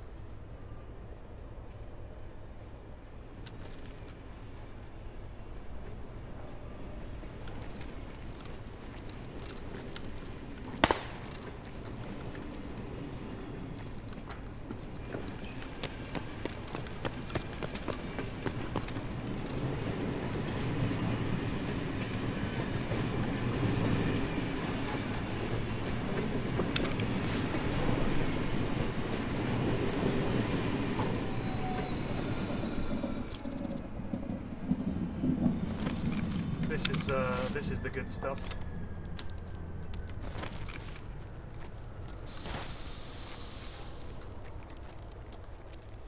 It's gone very laggy for me.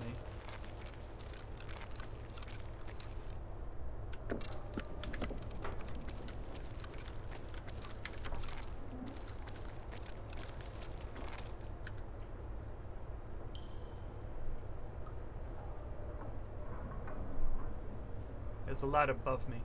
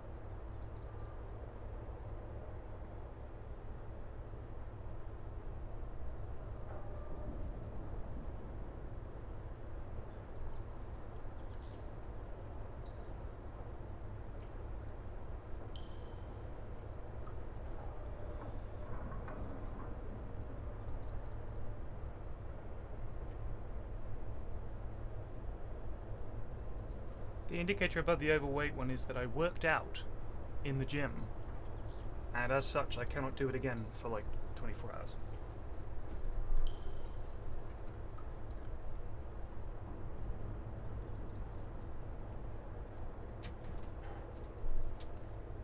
Yes?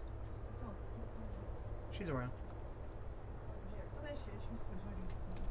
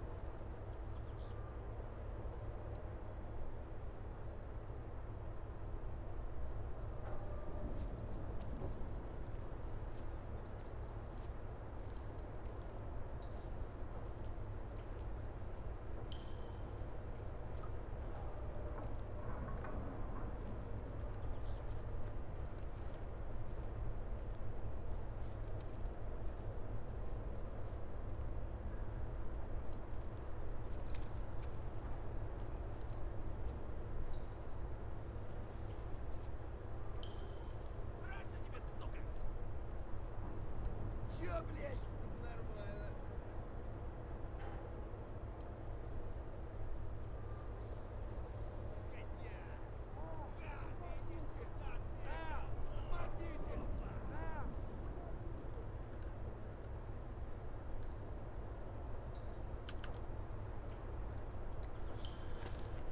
Now, given that we can hear them up there, do we make... Oh, there's a lad.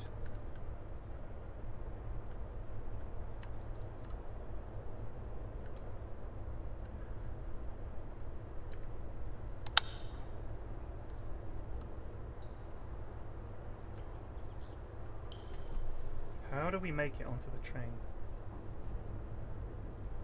Because I don't think anyone's going to pull the switch.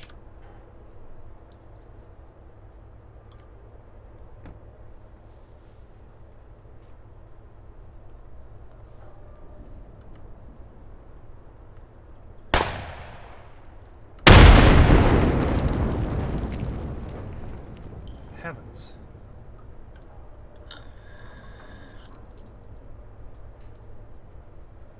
When if the bunker hasn't gone by the time the train horn sounds, we're gonna have to train it out of here, team. Just pray.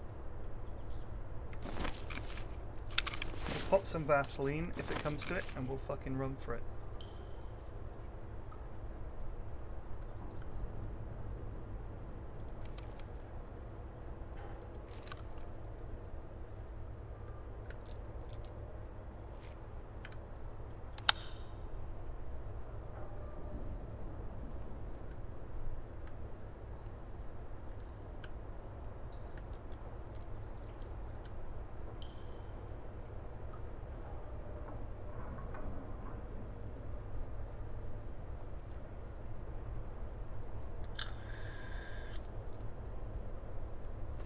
Ooh, or we go under and come out of the little tower and run to the train that way. Let's do that now.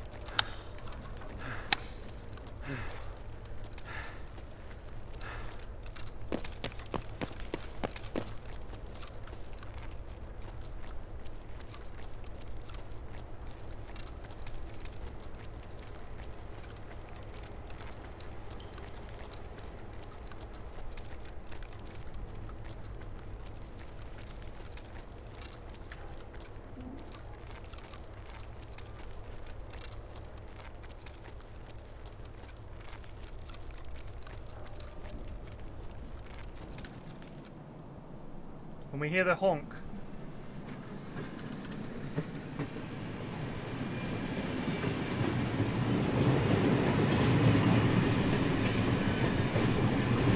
great! Great! That's terrific.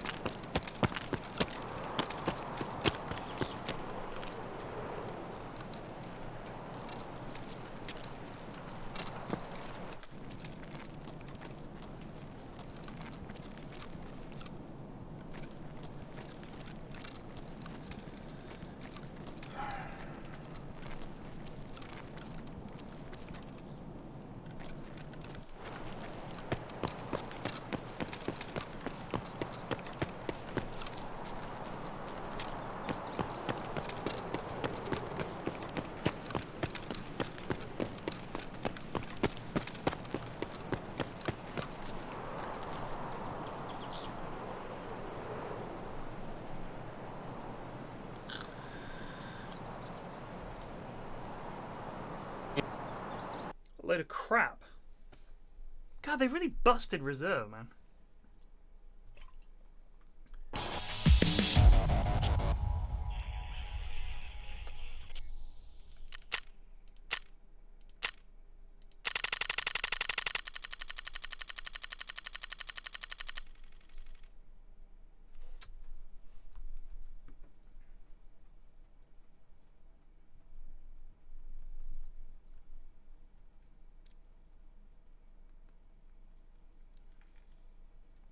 I mean,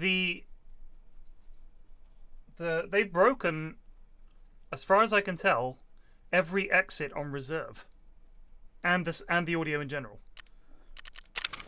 Bizarre. How did they break it all at the same time?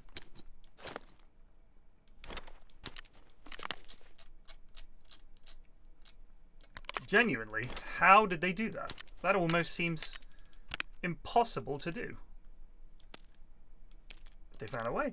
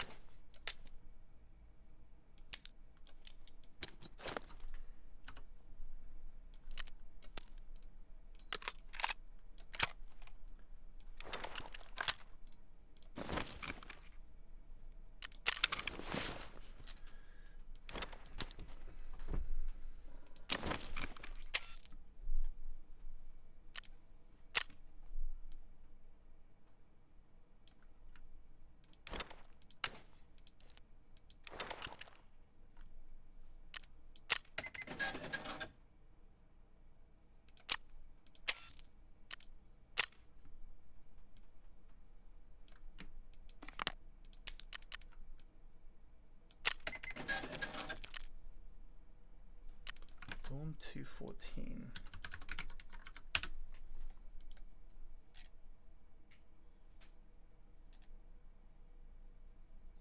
Oh, this is an optional quest location for the Shaking Up the Teller.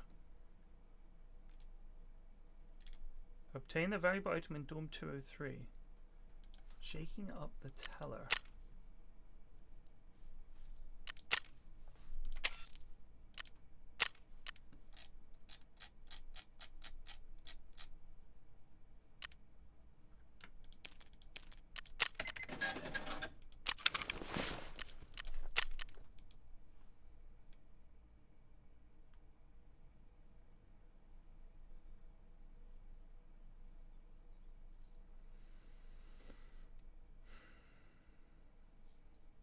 I guess I did.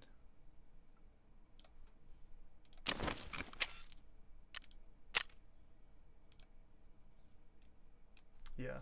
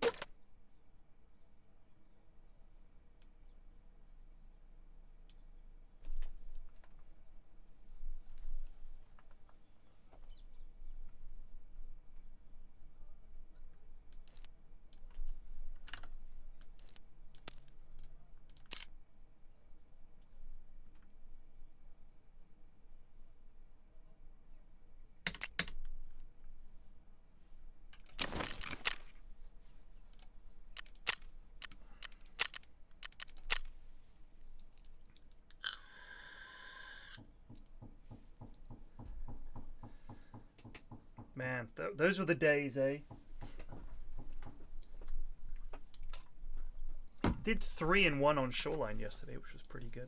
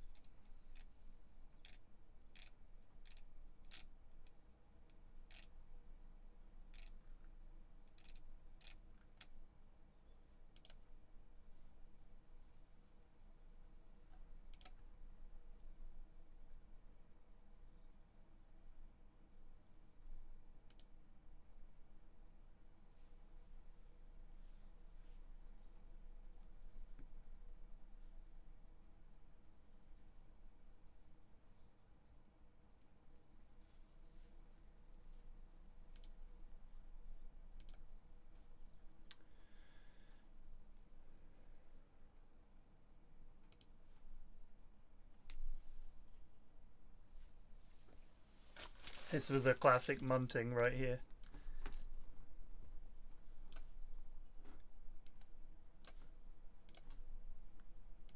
This is pure munt.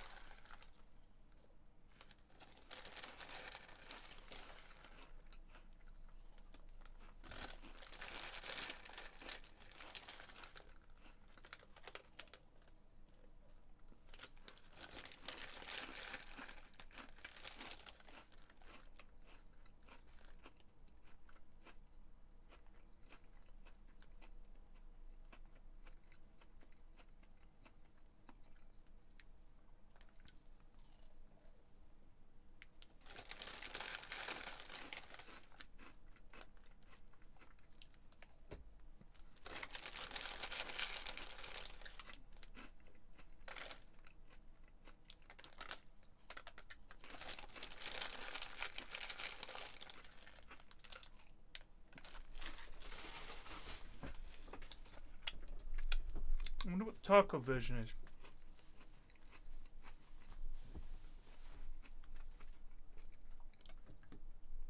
I'm sure I've got it saved somewhere.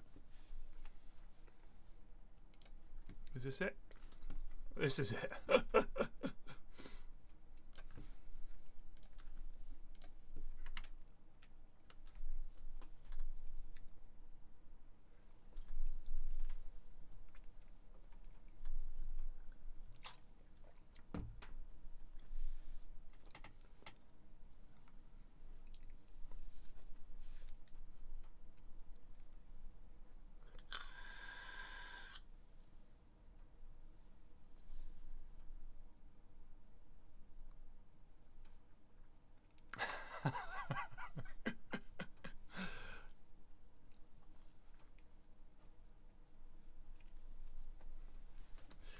Yeah.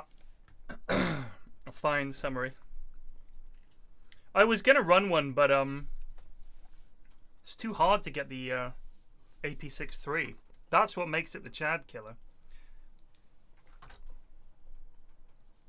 My favorite part about the drum mag Glock was the optimistic bringing in spare mags. That always said to me, you know what? Pyrian at least lives in hope. That was when that marked room was really good. The number of lads we killed opening up that room. WZ.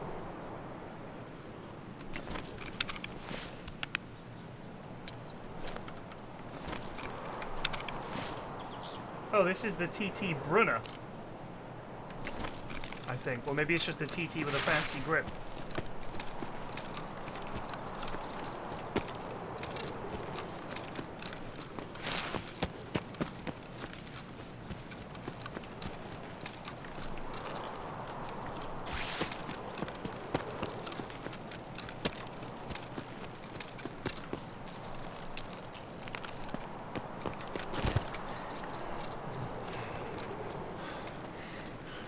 He's pointing.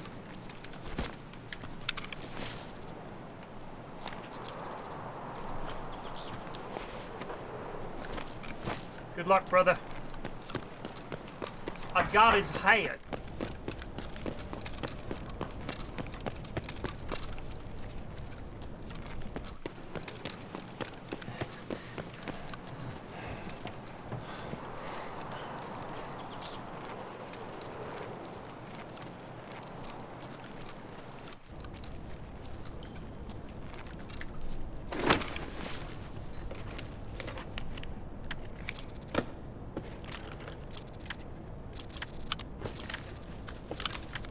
Oh, 100 mag. Good heavens.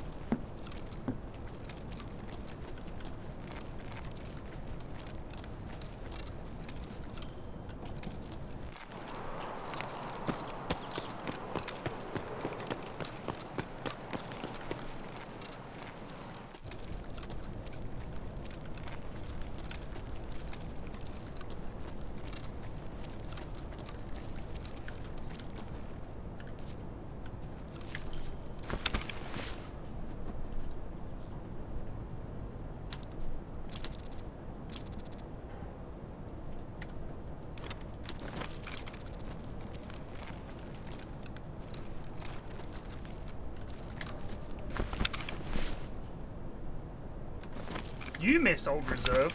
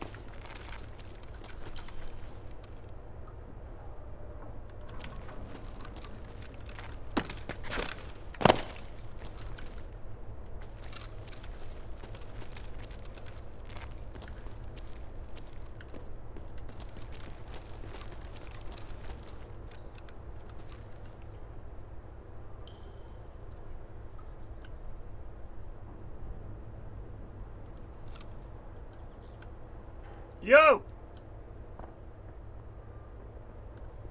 Ну ничего, скупщику все продам и заживем.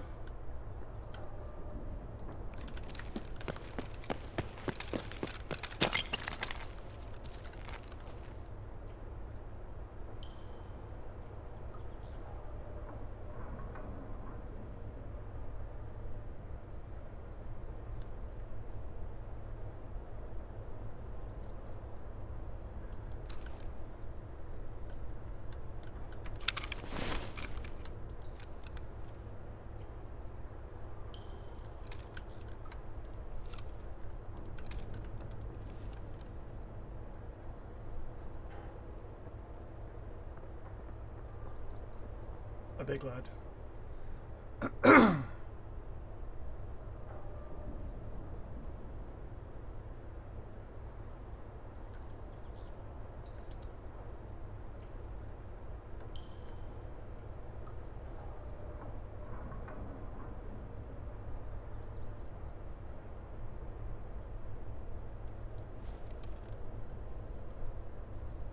Did you see him zip across?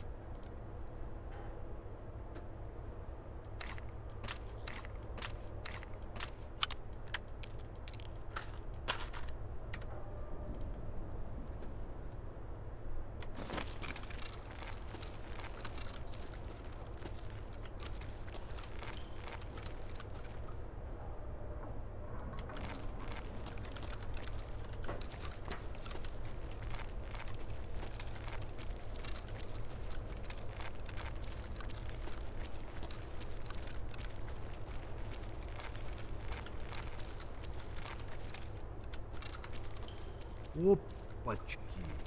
Понял, бля? Ну и чё, тут есть кто, нет?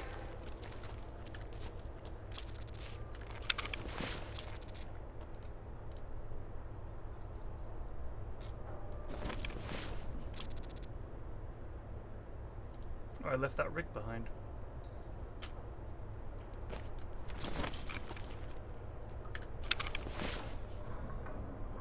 Sorry, we'll recover.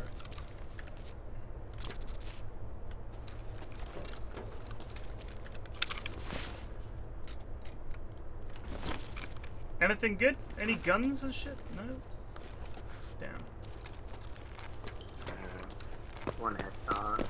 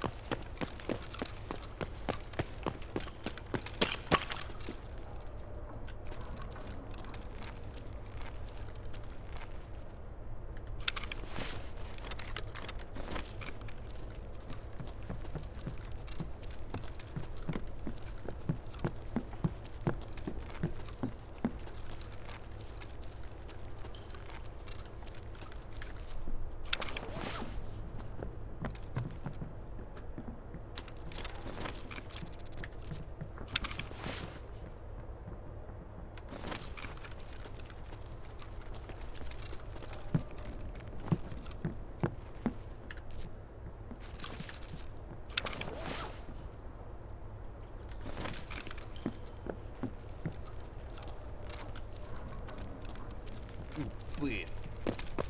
Буду бить аккуратно, но сильно. Шалава!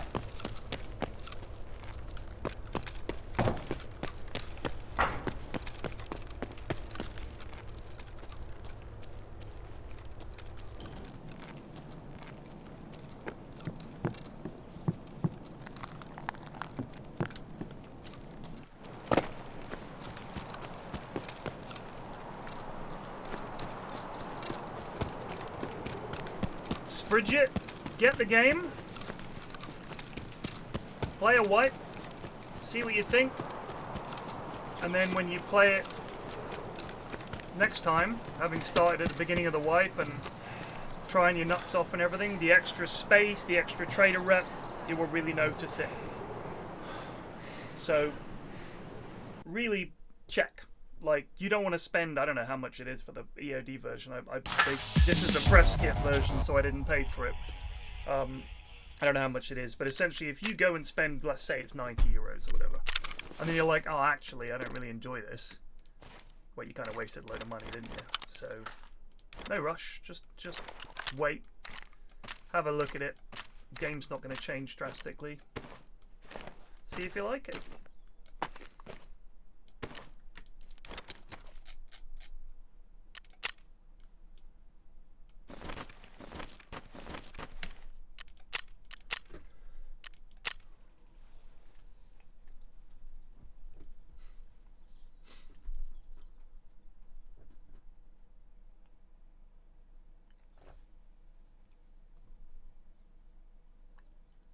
I love this game. I love this game. I think it's terrific.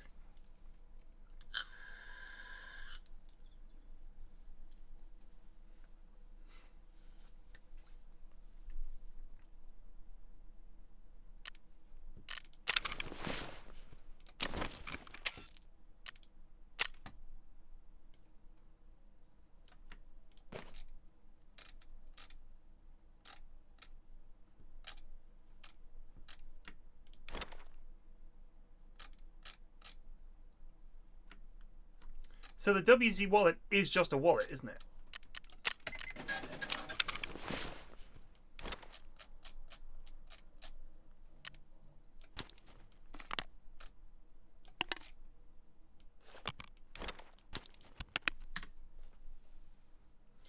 The point of the game is you have these skills, right? And you have a level.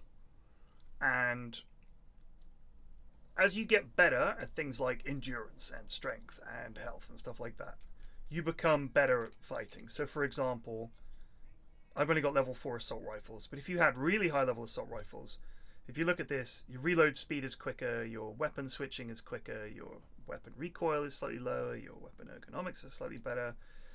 With the sniper skill, things like you reload quicker, same deal, right? Less weapon sway, etc. So you level up your lad and you get better. Not so drastically that you're like, this is ridiculous. But it's like, I mean, if your recoil is 15% better than someone else, that's pretty big, isn't it? 15%. You know, you might get that extra hit on them that you need, sort of thing.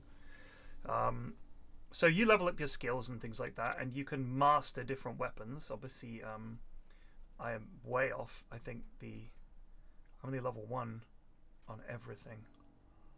But if you had a gun that you really liked, I guess you'd... I don't know what this does, in all honesty, the weapon mastering. But and then you get gear, and you get better guns and better ammo and all the rest of it, with a view to taking down the big lads and getting the biggest treasure that you can in the game.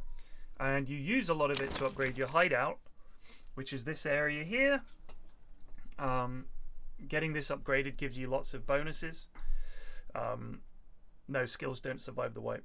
When a wipe happens, everyone's level 1 everything, which takes some. That is probably the best bit, in all honesty.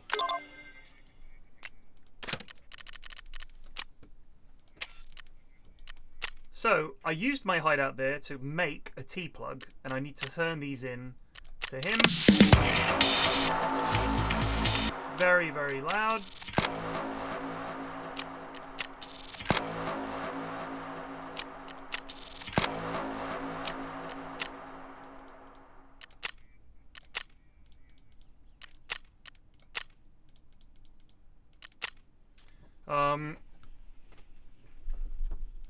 And that gave me some XP, so my XP bar went up a little bit. And you have the traders where you can buy stuff from them. And you see my loyalty with him is a certain amount. Because I'm level 22 now, if I spend a little bit more money with him, I'll get level 3. So let's see what I can sell him to up that. Probably don't have much I can sell him directly. Sell him that, I guess. But I do quite like that rig. But what I can do, if I go into the flea market and look for antique axes. So you can buy these.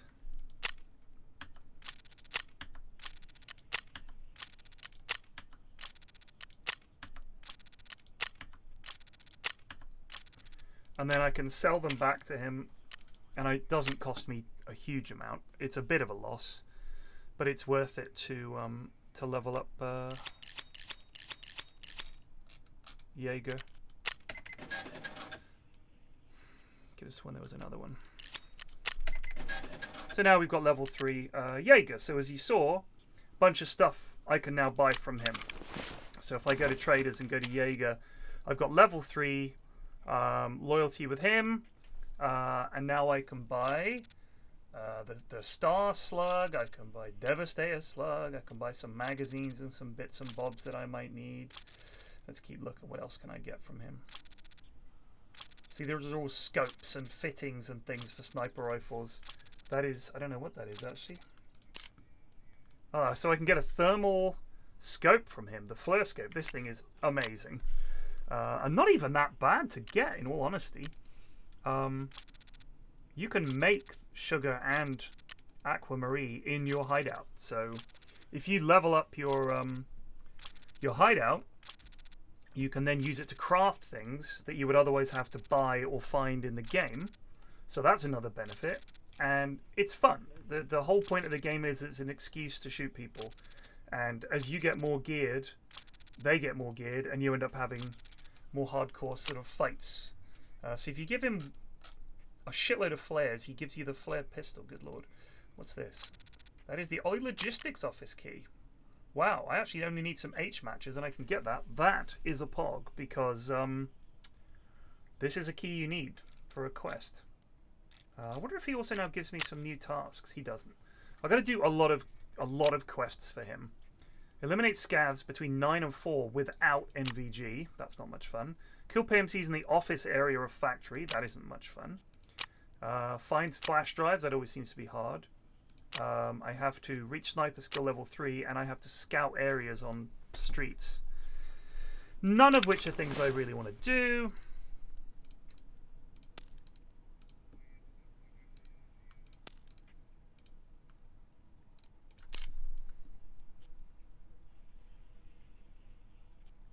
I think this ammo is utter dog shit, if I remember rightly.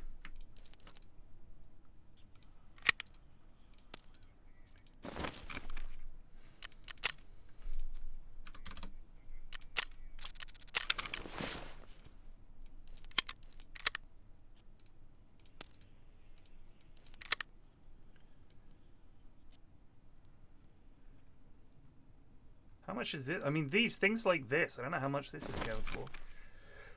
50k we could sell this mag for. Because that is a Chad mag. Let's bosh it on for 45.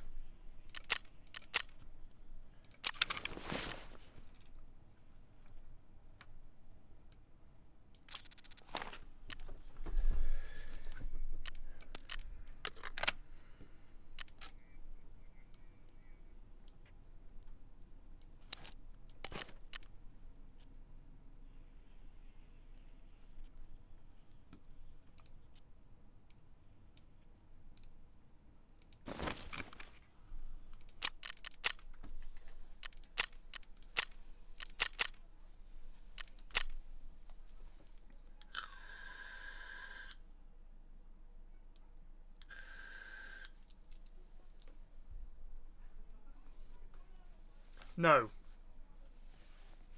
No, there's no timeline. I hear one of my children has returned. I hear a child. You hear two children. Hello, children. Where is the other child? You alright?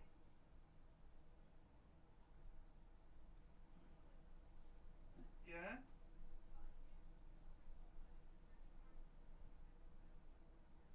Well, try not to cough on them, eh? I got you.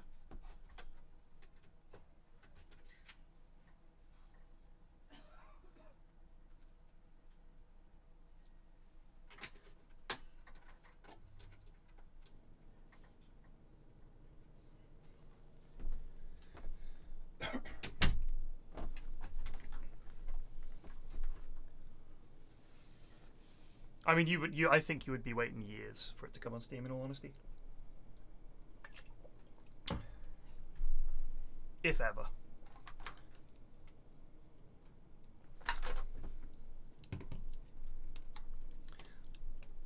I'll put it this way. If you're worried that you're going to be rubbish at it, I am god-awful, and I enjoy this game. It's fun. You have to find a way of playing that suits you. Playing solo is different from playing in a group. In a group, it's honestly more fun. I really do enjoy playing in the stacks with the goons.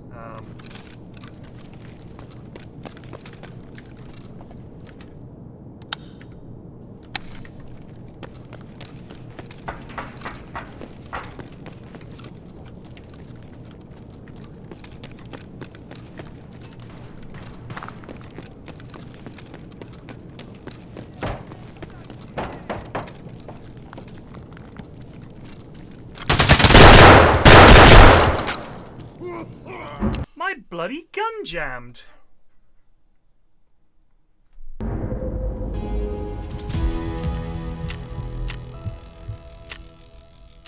I had just repaired that gun.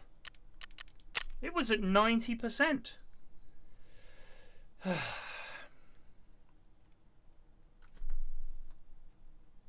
See, it's fun. Exactly. J Bear gets it. Fuck me.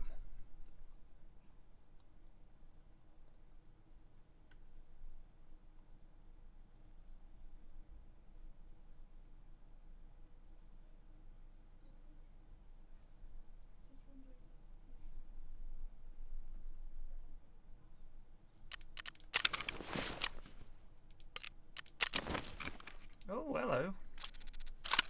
Oh, an Ash 12. Get you. Nixor's nice. How much do people want to buy my Ash 12 for?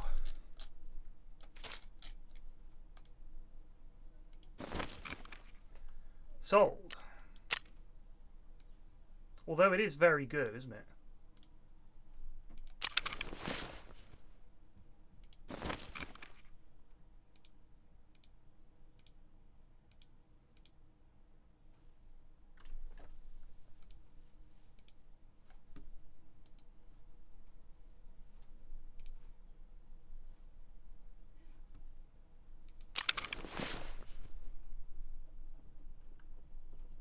I fully expect to be terrible. I'm 42 and haven't played FPS well since CS 1.6. He'll fit right in. Get him in the goon stack immediately.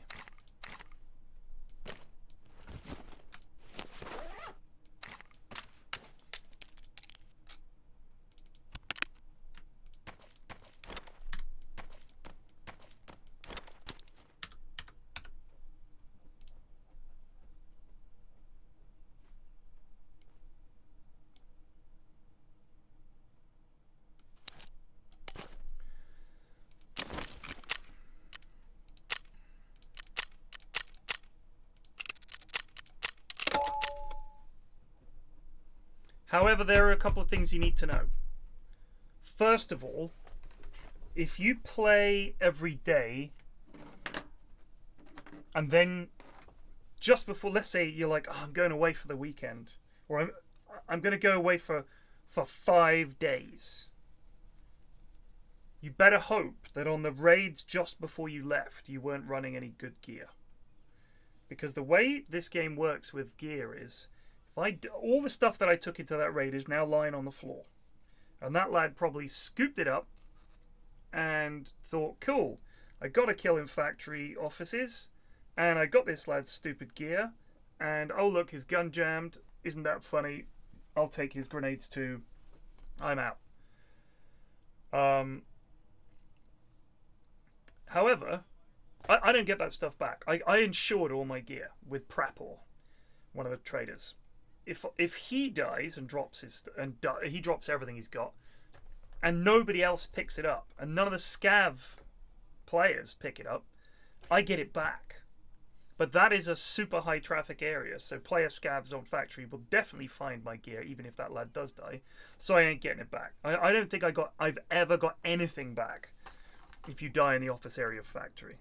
Because the assumption is, you come in as a player scav, you think there's no players left, they've all done their quest and fucked off, charge into office, you look around for dead bodies, and you scavenge over the dead bodies.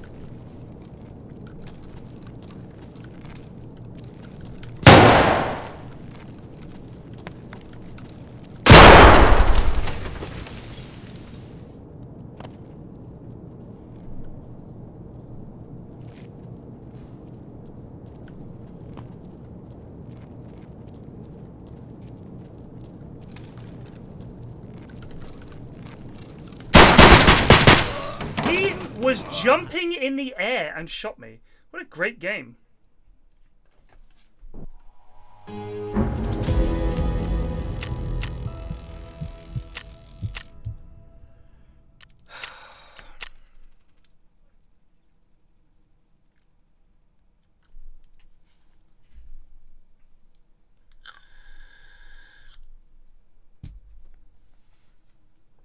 If you try that, you can't do it. Like, if you try jumping and shooting, I'm pretty sure you can't do it. Like, I'm pretty sure when you jump, he kind of holds his gun like this, right? You don't jump like this and can shoot people. There was one guy not even looking at me.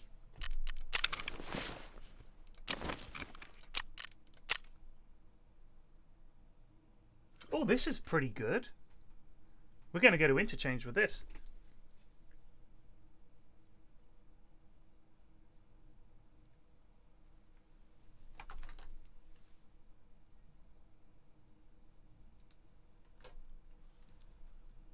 You can if you jump straight up. He was jumping over a barrier.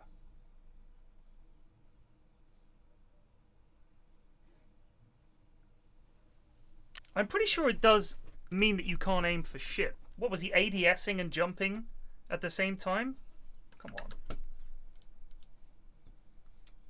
If you can jump and shoot, I guarantee you everyone in Tarkov would be doing it all the fucking time, just like in every other shooter.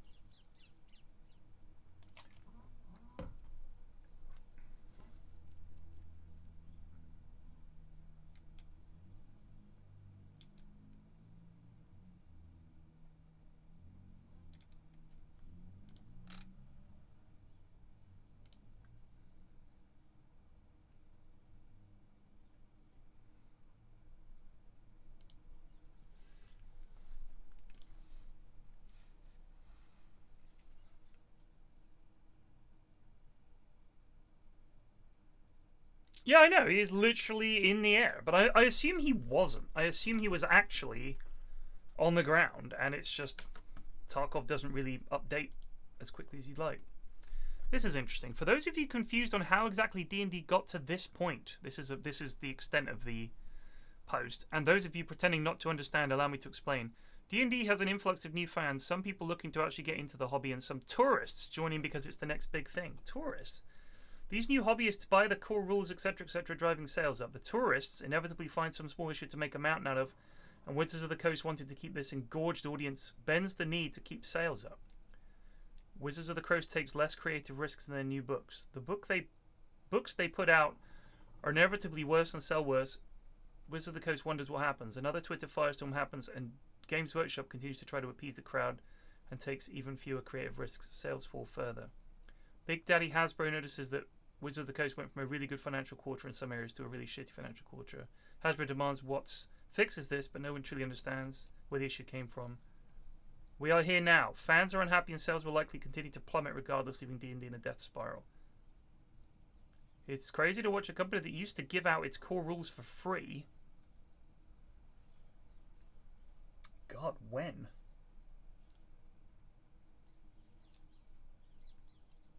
And as Kenobi says, if you call people tourists for getting into a game you like, you're an idiot. What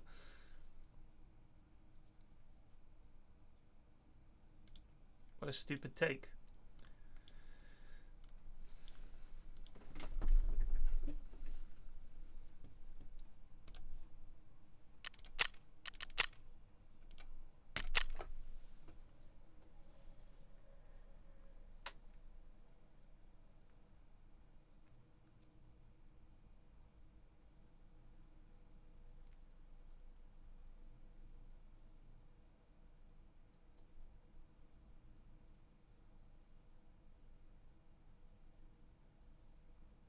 I mean, if they gave out their basic rules for free, they must have given out, like, bare rules, man. Like, there's no way they gave out much. I mean, because the version I got, there's like a beginner version you can get for really little kids to sort of get them into the concepts. And it's super simple. That ain't free. They might have given out some basics, but there's not much you can do with it. It's just like, what do you think? You know, or, I mean, no one's going to play with that.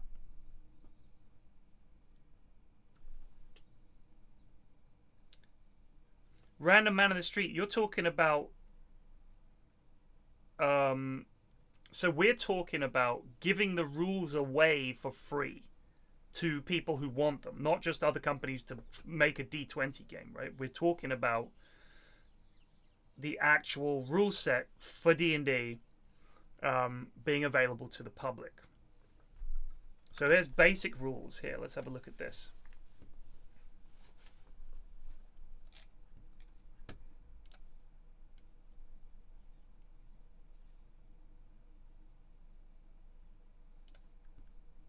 It looks pretty basic, eh? It's a lot of text.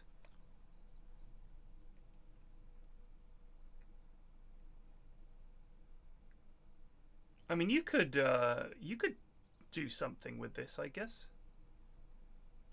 It's really more of an introduction. I mean, as usual, most of it is the classes.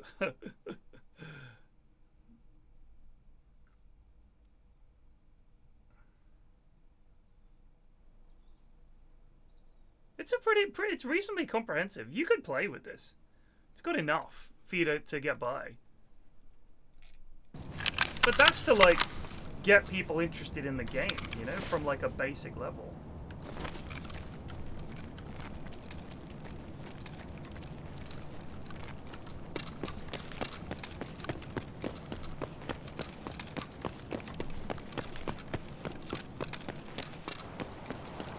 Which I support that.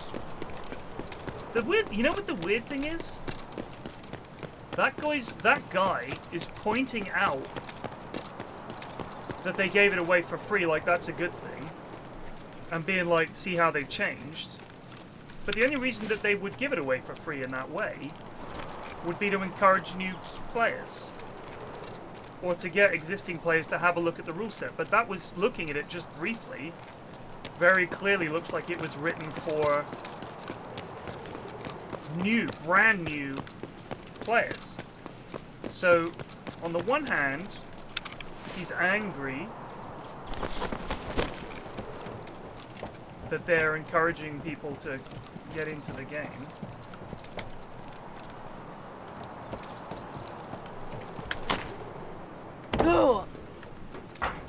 But on the other hand, he's using an example of them getting people into the game as where they've gone wrong.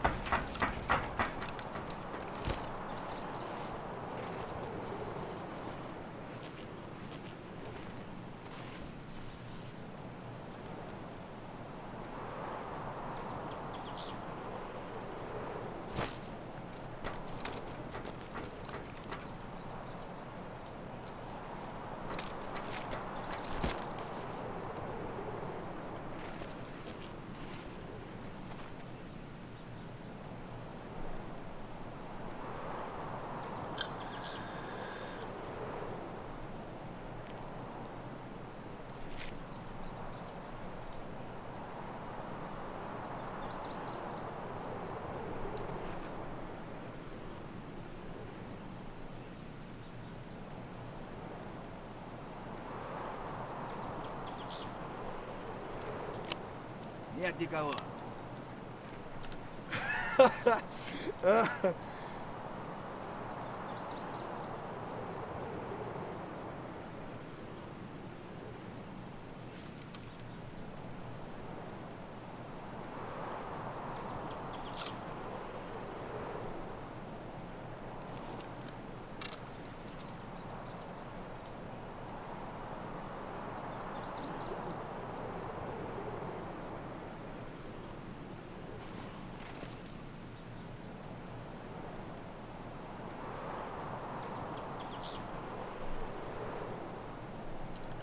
Do PMCs ever take Emacom this late out? It's 22 minutes into the raid. I mean, there's 22 minutes left. Yes, they absolutely do. I've seen them come out with like 5 minutes to spare. We do it all the time.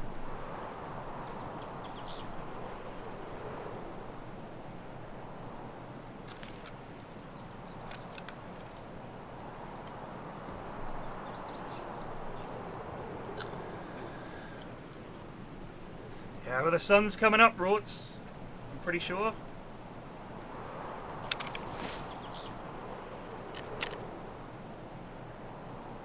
I thought I chose 6 in the morning.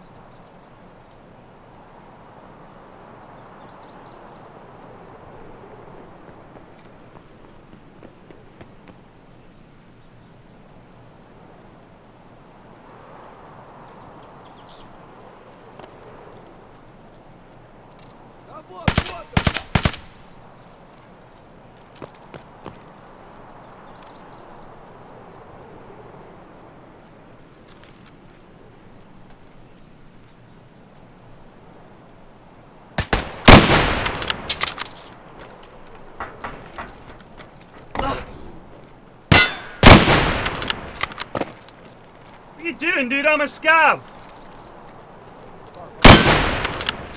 I'm a fucking player scav. Chill. He's dead.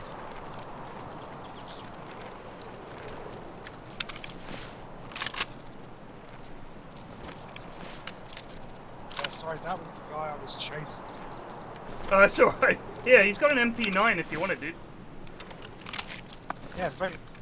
Go for it.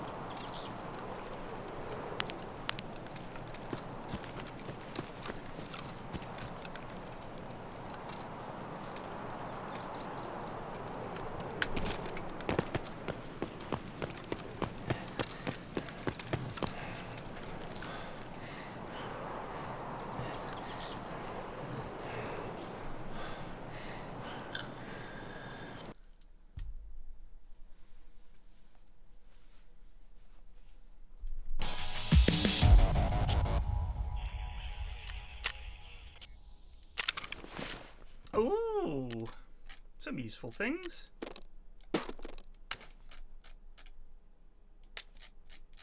It's always exciting not searching the bag first, you know? He could have anything.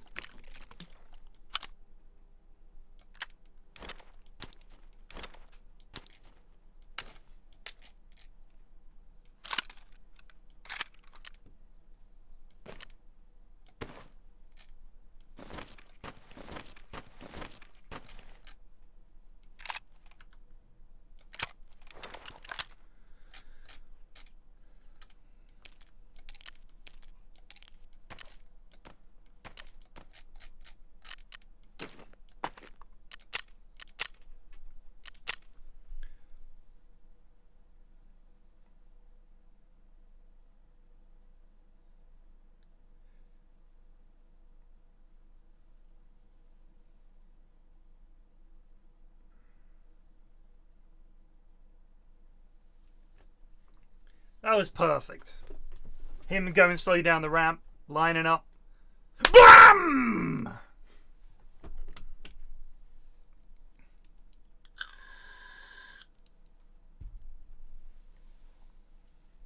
Super. I think if there was that much loot, I would say let us share the goodies.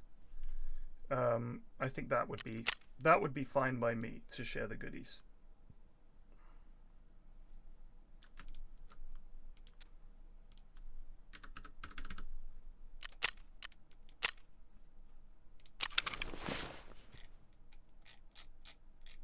This will be nice for a bit of rooftop camping tonight. Oh yeah.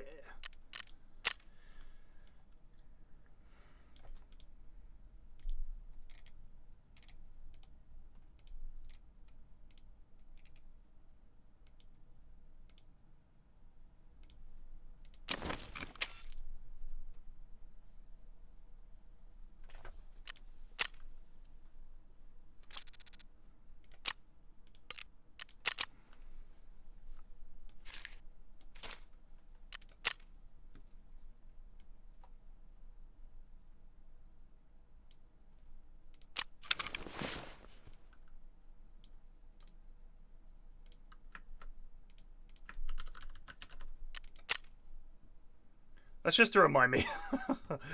God damn. Our net worth is 23 mil. Survival rate 37%. That's actually much better than I thought. Although that does mean 2/3 of the time I perish. But hey.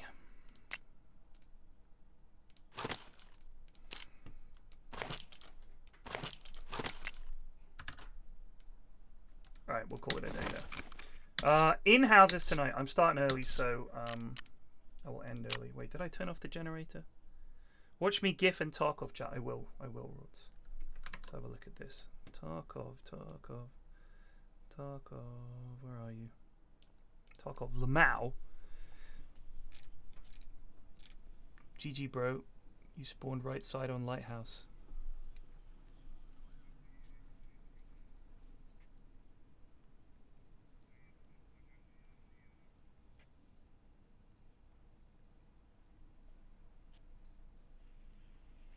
Is this a gif of an entire raid? That's a nice shot. Great shot. Led it just right.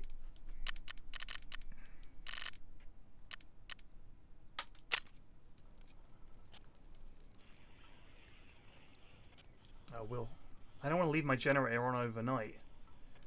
Ah, go on then. We'll see if we can make some other stuff. What else can we make? The fuel's going. I want to use some of it up, you know? Maybe we make a mag case. Use up some stuff. We've got so many. But they've all got fuel in them. That's the problem. Fuck it. Hup.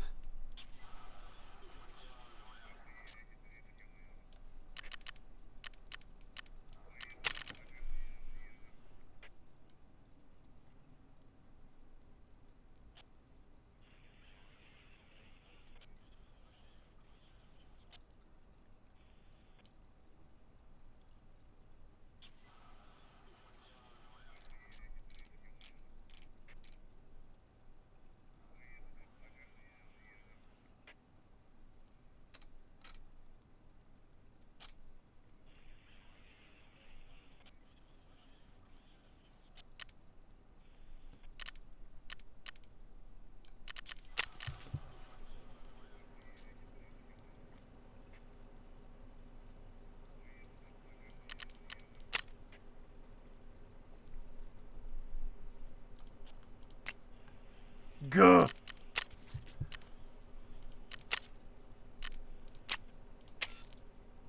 Oh, we're pretty close.